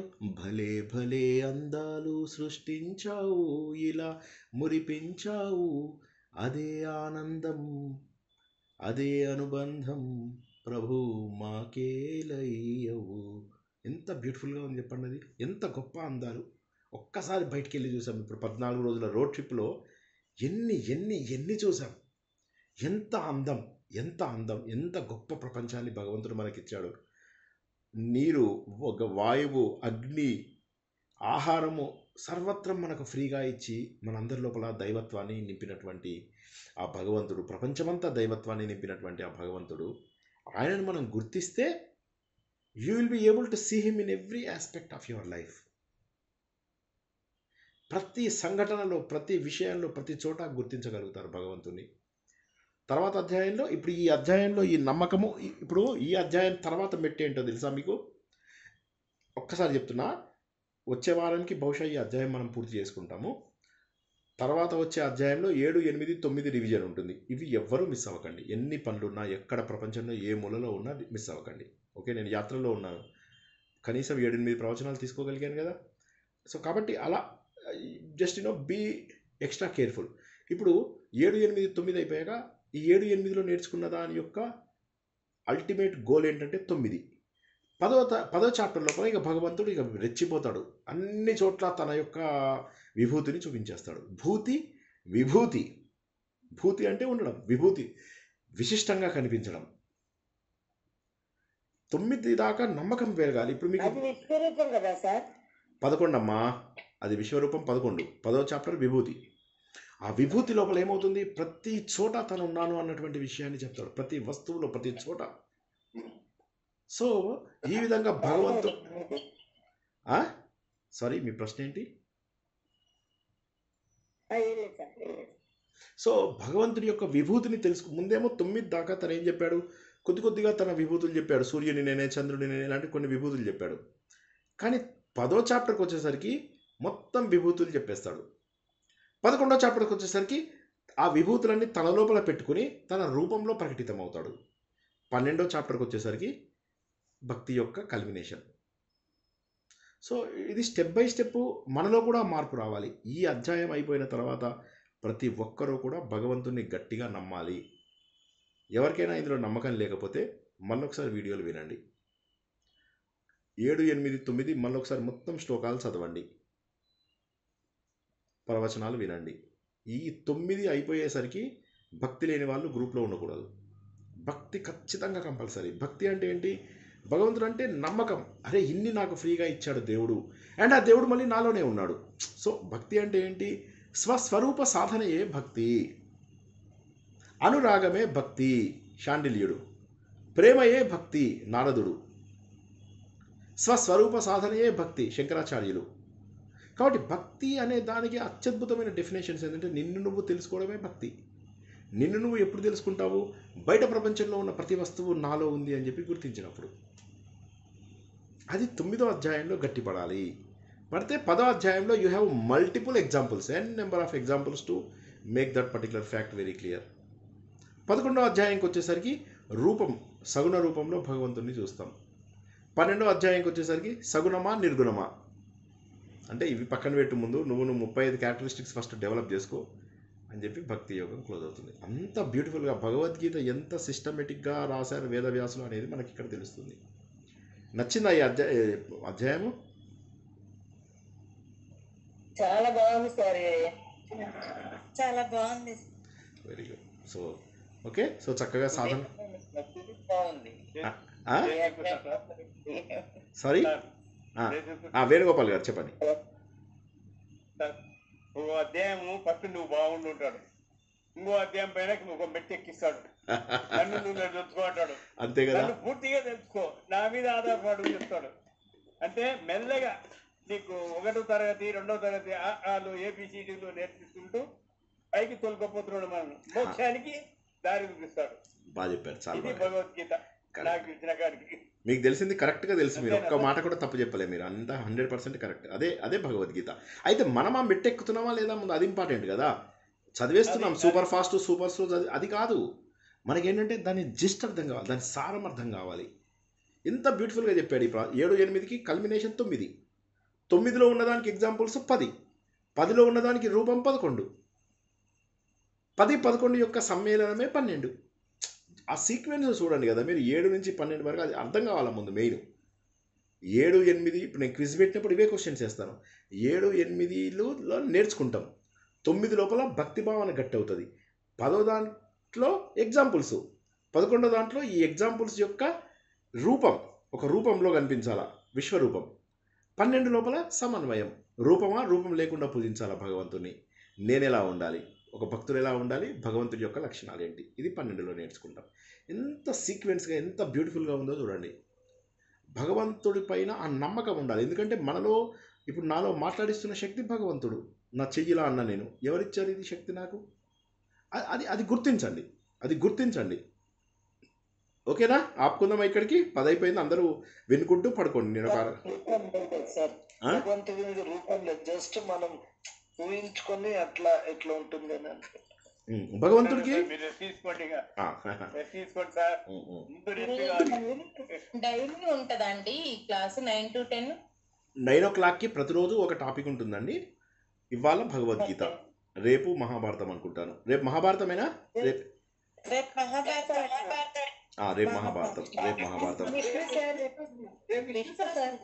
రేపు విష్ణు సహస్రనామము, రేపు విష్ణు సహస్రనామము, ఎల్లుండి మహాభారతము, తర్వాత సంస్కృతము, ఇట్లా మనకు తర్వాత ఋగ్వేదము, తర్వాత మనకు జ్యోతిష్యము అన్నీ నేర్చుకుంటూ ఉన్నాము. అన్నీ కూడా ఒకదానితో ఒకటి సంబంధం ఉన్నవే. అన్నీ కూడా 9 క్లాసు మిస్ అవ్వకండి. ఎన్ని పరిస్థితులు ఉన్నా 9 క్లాసు మిస్ అవ్వకండి. ఈ క్లాస్ అయిపోగానే నిద్రపోండి, ఓకేనా? ఈ క్లాస్ వింటూ కూడా నిద్రపోండి. సారీ విశ్వనాథన్ గారు, మేము జాయిన్ అయినాం, చాలా lucky sir, we are so lucky. Thank you very much. మర్చిపోకుండా పని అది చేసుకొని వచ్చి కూర్చో లోపల ఆ టైం టక్కని ఓపెన్ చేశాను సార్. Very good sir. మళ్ళీ మీ వీడియో వింటాను sir. Wonderful, thank you sir, thank you very much, appreciate. Thank you. అందరికి ఇంకా పడుకోండి, వినుకుంటూ పడుకోండి చక్కగా. ఎవరైనా పారాయణం చేసిన వాళ్ళు, ఎవరైనా ఈ 9వ అధ్యాయంది పారాయణం 20 శ్లోకాల వరకు ఎవరైనా పారాయణం చేసింది ఉంటే కొద్దిగా గ్రూప్లో పెడతారా? మంచి ఉచ్చారణలతోటి. సంగీతం మేడం మన దగ్గర ఏమన్నా ఉన్నాయా? సంగీతం మేడం 9 సంగీతం మేడం మీరు పెట్టండి. సంగీతం మేడము ఇది పెట్టి ఎవరు పెట్టకండి, సంగీతం మేడం పెడతారు. సంగీతం మేడం మీరు పెట్టేసేయండి ఒకసారి అందరు కన్వీనియన్స్. ఓకే, ఇది అందరు వినుకుంటూ పడుకోండి. ఇవాళ వరకు మనము సుమారుగా 18, 19 చెప్పుకొని ఉండొచ్చు. ఓకే, సో అంతవరకు జాగ్రత్తగా విని మళ్ళీ అర్థం చేసుకోవడానికి ప్రయత్నం చేయండి. జై శ్రీకృష్ణ, జై శ్రీకృష్ణ. అందరూ కూడా భగవంతుడి యొక్క భక్తిలో మునిగిపోతారని, ఈ మెట్టు ఖచ్చితంగా ఎక్కుతారని ఆశిస్తూ ఈరోజు ప్రవచనాన్ని ఇక్కడికి ముగించుకుందాం. జై శ్రీకృష్ణ. కుంభమేళ పోవడానికి అక్కడ ఎంత నడవాల్సి వస్తుంది? ఏమైనా ఇబ్బంది అయిందా మీకు? ఎలా వచ్చారు మీరు? మాది నడవాలి నడవడం కాలినడక. అంటే మీ కారు ఎక్కడి వరకు ఆపుతారు అనేది ఇంపార్టెంట్. ఇప్పుడు మీ కారుని 20 కిలోమీటర్లు 30 కిలోమీటర్ల దూరంలో ఆపారనుకోండి, ఆపితే మీరు ఏం చేయాలంటే అక్కడ పార్కింగ్లో కారు పెట్టుకొని అక్కడి నుంచి మీరు ప్రైవేట్ వెహికల్స్లో వీలైనంత దూరం రావాలి. అయితే ప్రైవేట్ వెహికల్స్లో కొద్దిగా ఒక్కొక్కసారి ఎక్కువ ఛార్జ్ చేస్తున్నారు, ఎగ్జార్బిటెంట్ రేట్స్ ఉన్నాయి. ఆటోలు ఉంటాయి, ఎలక్ట్రిక్ వెహికల్స్ ఉంటాయి, వీటితోటి రావచ్చు. 20-30 కిలోమీటర్లు అయితే మీకు దూరంలో ఆపుతున్నారు. అయితే లక్కీగా ఏమవుతుందంటే ఆపిన తర్వాత ఏం చేస్తున్నారు వాళ్ళు, కొద్దిగా ట్రాఫిక్ కొద్దిగా లోపల కంట్రోల్స్ అవి ఉంటే మళ్ళీ కొద్ది దూరం వదిలేస్తున్నారు. సో అట్లా మా విషయంలో లక్కీగా ఏమైందంటే మేము వెళ్ళిన రోజు మాకు 2 కిలోమీటర్స్ దూరంలో దొరికింది పార్కింగ్ 24th సెక్టార్కి. మేము 24th సెక్టార్ లోపల వెళ్ళి పడుకొని అక్కడి నుంచి మేము 5 కిలోమీటర్స్ సంగంకి నడుచుకుంటూ వెళ్ళాం, 5-6 కిలోమీటర్స్. సో ఏది ఏమైనా ప్లీజ్ ప్రిపేర్ టు అంటే అట్లీస్ట్ మీరు అంటే కనీసం నేను అంటుంది కనీసం చెప్తున్నా, ఒక 10 కిలోమీటర్లు అయితే వాకింగ్ ఉంటుంది అని అయితే పెట్టుకోండి. అంటే తక్కువలో తక్కువ 10 కిలోమీటర్లు అయితే ఉంటుంది గ్యారంటీ. కొద్దిగా మెల్లగా నడవండి, ఏముంది. అండ్ లోపలికి వెళ్ళిన తర్వాత మీకు ఏమి ఇబ్బంది కాదు. లోపలికి వెళ్ళిన తర్వాత మీరు ప్రశాంతంగా నడుచుకోవచ్చు. మీకు పెద్ద పెద్ద స్ట్రీట్స్, లైట్స్, వాటరు, ఫుడ్ అయితే దాదాపు అన్ని చోట్ల ఫ్రీనే మీకు. ఓకే, ఫుడ్కు మీకు ఏం పైసలు అవ్వవు. టీకి పైసలు అవుతాయి, టీ కాఫీలకు పైసలు అవుతాయి. వాటర్ బాటిల్స్ అవసరం లేదు మీకు, అన్ని చోట్ల ఆర్ఓ వాటర్ ఉంటుంది, లైట్లు. So absolute no problem. ఆ లోపలికి వెళ్ళడమే కొద్దిగా కష్టం. కుంభ్ సిటీ వేరు, ప్రయాగరాజ్ కుంభ్ సిటీకి చుట్టుపక్కల మన ఊరు. కుంభ్ సిటీ లోపల ఒక్కొక్క సెక్టార్ మీకు సుమారుగా 2 కిలోమీటర్లు, 1.5 to 2 కిలోమీటర్స్ ఉంటుంది. చాలా పెద్దది, హ్యూజ్. నడిచి కాళ్ళు నొప్పులు పెడతాయి. సార్ ఏజ్ వాళ్ళు ఎంత చేస్తారు సార్? ఏంటమ్మా ఏజ్ వాళ్ళు పోగలరా? ఏజ్ లిమిట్ అంటున్నారా? పెద్దవాళ్ళు పోగలరా? అయ్యో రామా, చాలా పెద్ద వాళ్ళు ఉన్నారు అక్కడ. 80-85 వాళ్ళు కూడా బ్యాగులు పట్టుకొని నడుస్తున్నారు. ఏం కాదు, అట్లేం లేదు. అసలు అక్కడ మీకు తోపులాటలు ఉండవు. ఈవెన్ స్నానానికి కూడా మీకు తోపులాట ఉండదు. లోపలికి వెళ్ళేటప్పుడు ఏమవుతుందంటే ఓపికను బట్టి ఉంటుంది, పెద్ద చిన్న అని కాదు, మన ఓపికను బట్టి ఉంటుంది. అంతే కరెక్ట్.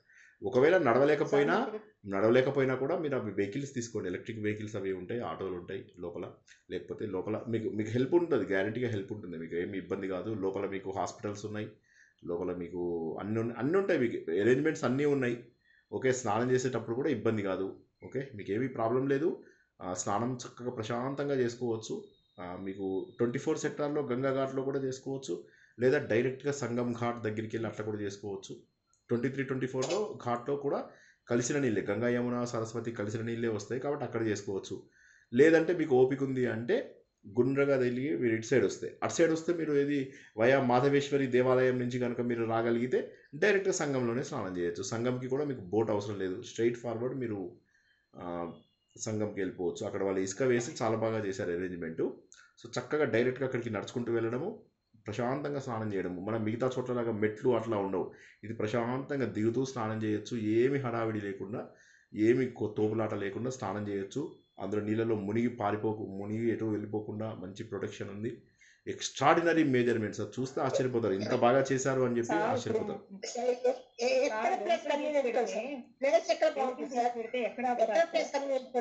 ప్లేస్ మీకు ఎక్కడ బెస్ట్ అంటే మీరు ఎనీథింగ్ క్లోజ్ టు 22, 21, 20 ఈ సెక్టార్స్ మీకు చాలా కన్వీనియంట్. ఓకే, ఈ ప్లేస్లలో మీకు ఏమవుతుందంటే 20, 21, 22 లోపల మీకు చాలా దగ్గర ఉంటారు మీరు సంగంకి. అయితే అక్కడ మీకు తెలిసిన వాళ్ళు ఎవరైనా ఉంటే మీకు దొరుకుతాయి. మరి అక్కడ నేను వెళ్ళింది ఫ్రీ దానికి వెళ్ళాను కదా, నేను వెళ్ళింది 24th సెక్టార్కి వెళ్ళాను.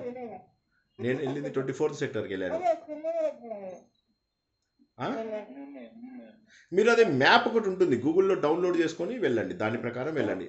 సంగంకి దగ్గర ఉన్నటువంటి సెక్టార్లు ఎవరికి దొరకదంటే నాకు చెప్పండి, గ్రూప్లో పెట్టండి, నేను మీకు మ్యాప్ పంపిస్తాను. మీకు గూగుల్లో దొరుకుతుంది మ్యాప్. ఆ మ్యాప్ను బట్టి మీరు సంగంకి దగ్గర ఉన్నటువంటి సెక్టార్స్లో, ఎస్పెషల్లీ నేను చెప్తున్నది ఇప్పుడు ఈ 20, 21, 19, 20, 21, 22 ఇవి కొద్దిగా దగ్గర మీకు. ఇంకా మిగతాది 23, 20 ఇవన్నీ దూరము. మీకు మళ్ళీ మిగతావి కూడా దూరంగా వెళ్ళిపోతూ ఉంటాయి. సంఘానికి దూరంగా వెళ్ళేవి చాలా ఉన్నాయి, 16, 17 ఇవన్నీ కూడా 5, 6, 7, 8, 9 అవన్నీ కూడా మళ్ళీ మీకు దూరం. 1, 2, 3, 4 మళ్ళీ కొద్దిగా దగ్గర. ఓకే, మీరు మ్యాప్ చూసుకోండి. ప్రిఫరబుల్లీ మీరు అక్కడికి వెళ్తే బెటరు. ఏమన్నా మీరు ఆల్రెడీ తెలిసిన వాళ్ళు ఉంటే అది బెటరు, లేకపోతే జన ఆశ్రయ స్థల్ ఎక్కడెక్కడ ఉందో గవర్నమెంట్ది అది బెటరు. నేను వెళ్ళింది జన ఆశ్రయ స్థల్కి వెళ్ళాను. 100 రూపీస్ పర్ పర్సన్ ఒక రోజుకి బెడ్. సో అట్లా బాగానే ఉంటాయి. ఇక అన్ని కామన్ బాత్రూమ్స్ అవి ఇవి దట్ ఈస్ ఫైన్. ఇక అవి చాలా క్లీన్గా నీట్గానే మెయింటైన్ చేస్తున్నారు. ఇక మన కర్మ అంతే ఒక్కొక్కసారి. ఓకేనా, ఏం వర్రీ అయితే అవ్వాల్సింది లేదు. So it will be wonderful. ఓకేనా, experience will be wonderful, there is no doubt about it. ఓకేనా, ఇప్పుడు వెహికల్ తీసుకుని వెళ్తాం సార్, అప్పుడు ఎక్కడ ఆపుతారు? అది తెలియదు మనకు, గ్యారంటీ లేదు. 50 కిలోమీటర్లు 100 కిలోమీటర్ల నుంచి ఎక్కడైనా ఆపుతారు. 100 కిలోమీటర్స్ దగ్గర ఆపినప్పుడు ఏంటంటే మీరు అక్కడ రోడ్డు మీదనే ఆగిపోయి ఒక 1 day 2 days అక్కడ ఉండేలాగా ఉండాలి రష్ని బట్టి. ఒకవేళ కనుక వాడు 50 కిలోమీటర్ల దూరం ఆపాడు అనుకోండి, మళ్ళీ మీరు 1 day వెయిట్ చేయాల్సి వస్తుంది. 20 kilometers అయ్యేటట్టయితే మీకు వెహికల్స్ ఎలో చేస్తారు, చిన్న వెహికల్స్ అవి ఎలో చేస్తారు. లేదు మీ అదృష్టం బాగుండి మిమ్మల్ని నియరెస్ట్ పాయింట్ వరకు కూడా తీసుకెళ్ళారు, 3-4 kilometers దూరం వరకు తీసుకెళ్ళాడు అనుకోండి వెహికల్స్, అసలు అప్పుడు ఇబ్బంది ఉండదు. ఇబ్బంది అయితే జరగదు, కానీ ఇబ్బందులకు రెడీగా ఉండాలి. ట్రాఫిక్ని బట్టి వాళ్ళు కంట్రోల్స్ పెడతారు. ట్రాఫిక్ అనేది ట్రాఫిక్ కంట్రోల్స్ జస్ట్ రష్ని బట్టి అంతే. ఇప్పుడు మాకు అయోధ్యలో ఆపారు, చిత్రకూట్లో ఆపారు. అసలు అయోధ్యకి చిత్రకూట్కి ఏమన్నా సంబంధమా? అన్ని చోట్ల ఆపేస్తారు. మమ్మల్ని అయితే చిత్రకూట్లో ఊర్లోకే రానియలేదు. మేము ఎక్కడో ఊరు చివరి ఎక్కడో కార్ పార్క్ చేసుకొని అక్కడి నుంచి ప్రైవేట్ వెహికల్స్ తీసుకొని వెళ్ళాం. ఇక అంతే కాదు ఇక ఇప్పుడు మీకు అన్ని చోట్ల ఆపుతున్నారు, కానీ భయపడాల్సింది లేదు. ఇప్పుడు ఇవాళ మా ఆర్ఎస్ఎస్ మీటింగ్ లోపల చూసాం కదా, చాలామంది కార్లలో వెళ్తున్నారు. సొంత కార్లలో వెళ్ళండి, ఏం కాదు, మంచిగా ఉంటుంది, చాలా బాగుంటుంది. Roads excellent. మీకు 99% of the roads are exceptional. మీకు అసలు చాలా బాగుంటాయి. నాగ్పూర్ ఆగాల సార్ నైట్? ఇంకా అది మీ ఇష్టము. నాగ్పూర్లో ఆగచ్చు. నాగ్పూర్ నుంచి మీరు కట్నీలో ఆగిన తర్వాత మీరు జబల్పూర్, బాగా స్ట్రైట్గా కొట్టేవాళ్ళు జబల్పూర్ వరకు కొట్టేయచ్చు. కట్నీ వరకు వెళ్తే కట్నీ నుంచి మీకు ఈజీ అవుతుంది. కట్నీ అని ఒక ప్లేస్ ఉంది, KATNI, అక్కడ కూడా మీరు వెళ్ళచ్చు.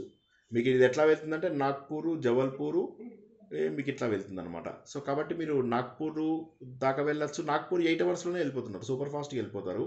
వాడు 10 అవర్స్ 12 అవర్స్ ఇస్తున్నాడు, కానీ 8 అవర్స్లో వెళ్ళిపోవచ్చు. సో ప్రిఫరబుల్లీ నేనేమనుకుంటున్నానంటే నాగ్పూర్ దాటిన తర్వాత ఇంకొక 2 అవర్స్ వరకు వెళ్ళచ్చు.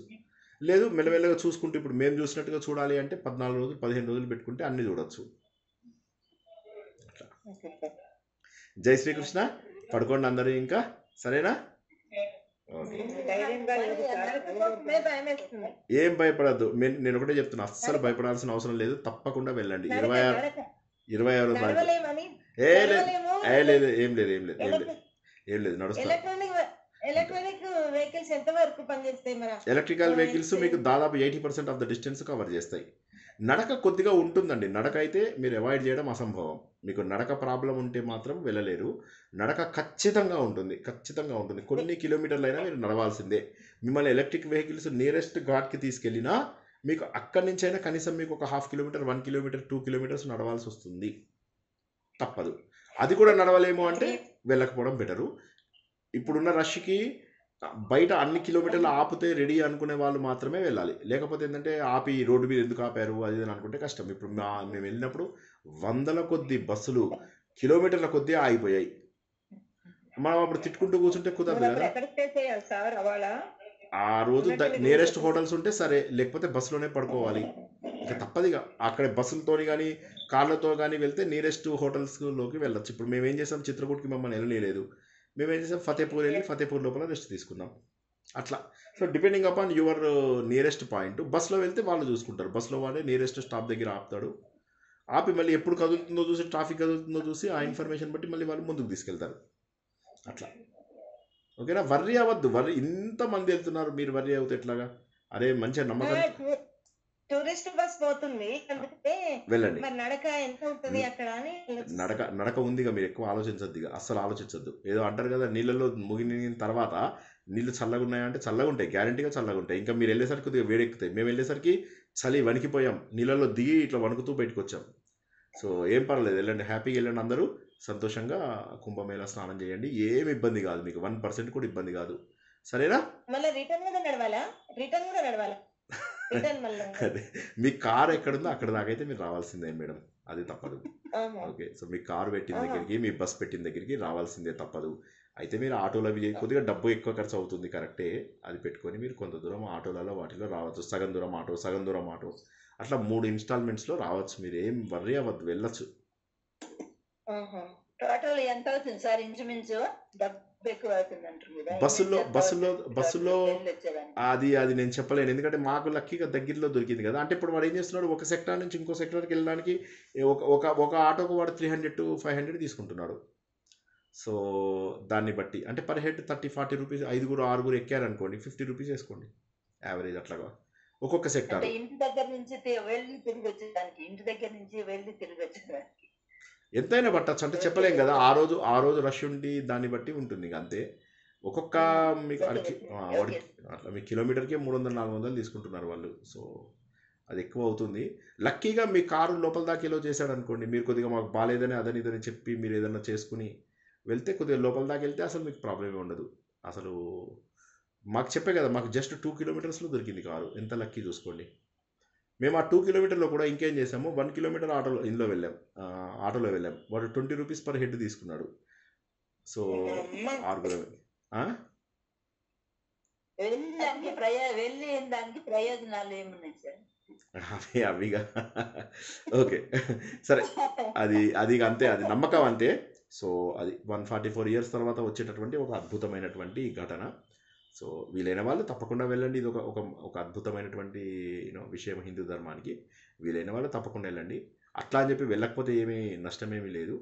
వెళ్ళిన వాళ్ళు ఏమో 3-4 తరాలకు ఒకసారి చూస్తాం ఇలాంటి ఈవెంట్ కదా. ఓకేనా?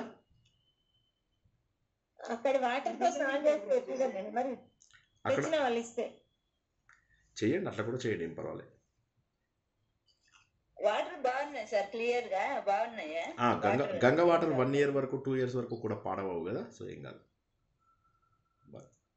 బాగానే ఉంటుంది. అక్కడ స్నానాలు చేసే కాదు ఇది కలుషితం అవ్వకుండా బాగున్నాయా? కొద్దిగా కలుషితం అవుతాయి, కొద్దిగా కలుషితం కాకుండా ఉండవు. కానీ ఇక మీరు అంతా ఎంత ఆలోచించద్దు. వెళ్ళాలి, స్నానం చేయి, 3 మునకలు సంకల్పం చెప్పుకోవాలి, 3 మునకలు మునగాలి, బయటకు వచ్చి గట్టిగా తుడుచుకోవాలి, రూమ్కి వచ్చిన తర్వాత స్నానం చేయాలి, అంతే. అంతగా ఎంత డీప్ ఆలోచిస్తే కష్టం. చెప్పండి. యాక్చువల్ గా నేను పూర్ణకుంభ 2013 లో జరిగింది కదా సార్, దానికి వెళ్ళానండి నేను. లిటరల్లీ మీరు నమ్ముతారో లేదో తెలియదు, నా దగ్గర ఇప్పటికీ ఆ వాటర్ క్లిస్టర్ క్లియర్ గా ఉంది సార్. Correct, absolutely correct. ఇప్పటికీ చాలా కూడా నా క్లియర్, దగ్గర ఆ వాటర్ చాలా క్లియర్. చాలా బాగుంది. అదేంటో మరి, అది మాత్రం ఆ వాటర్ మాత్రం పాడైపోకుండా అది గ్రేట్ నిజంగా. కరెక్ట్. ఉంది సార్ నా దగ్గర ఎస్ ఎస్. చూడండి 12 ఏళ్ళ తర్వాత కూడా అలా ఉందంటే వండర్ఫుల్. ఓకే, ఇక మనం పడుకుందాం. మళ్ళా మిగతా వాళ్ళకు కూడా ఇబ్బంది ఎందుకు, పడుకుందాము. ఏం వర్రీ అవ్వకుండా వెళ్ళండి ప్రశాంతంగా. అన్ని చిన్న చిన్న డౌట్స్ తోటి వెళ్ళకుండా మానేస్తారా? నాకు తెలిసిన వాళ్ళు ఎంతమంది వెళ్తున్నారు ఇవాళ ఆర్ఎస్ఎస్ గ్రూప్లో, బోల్డ్ అంతమంది తయారయ్యారు. ఇవాళ నైట్ కూడా బయలుదేరుతున్నారు తెలుసా కొంతమంది. అసలు డోంట్ థింక్ అబౌట్ ఇట్. వెళ్ళాలనుకుంటే వెళ్ళండి, వెళ్ళొద్దు అనుకుంటే ఏం పర్వాలేదు. ఓకేనా? జై శ్రీకృష్ణ. ఈ రోజుకి మీ అందరికీ కూడా శుభరాత్రి.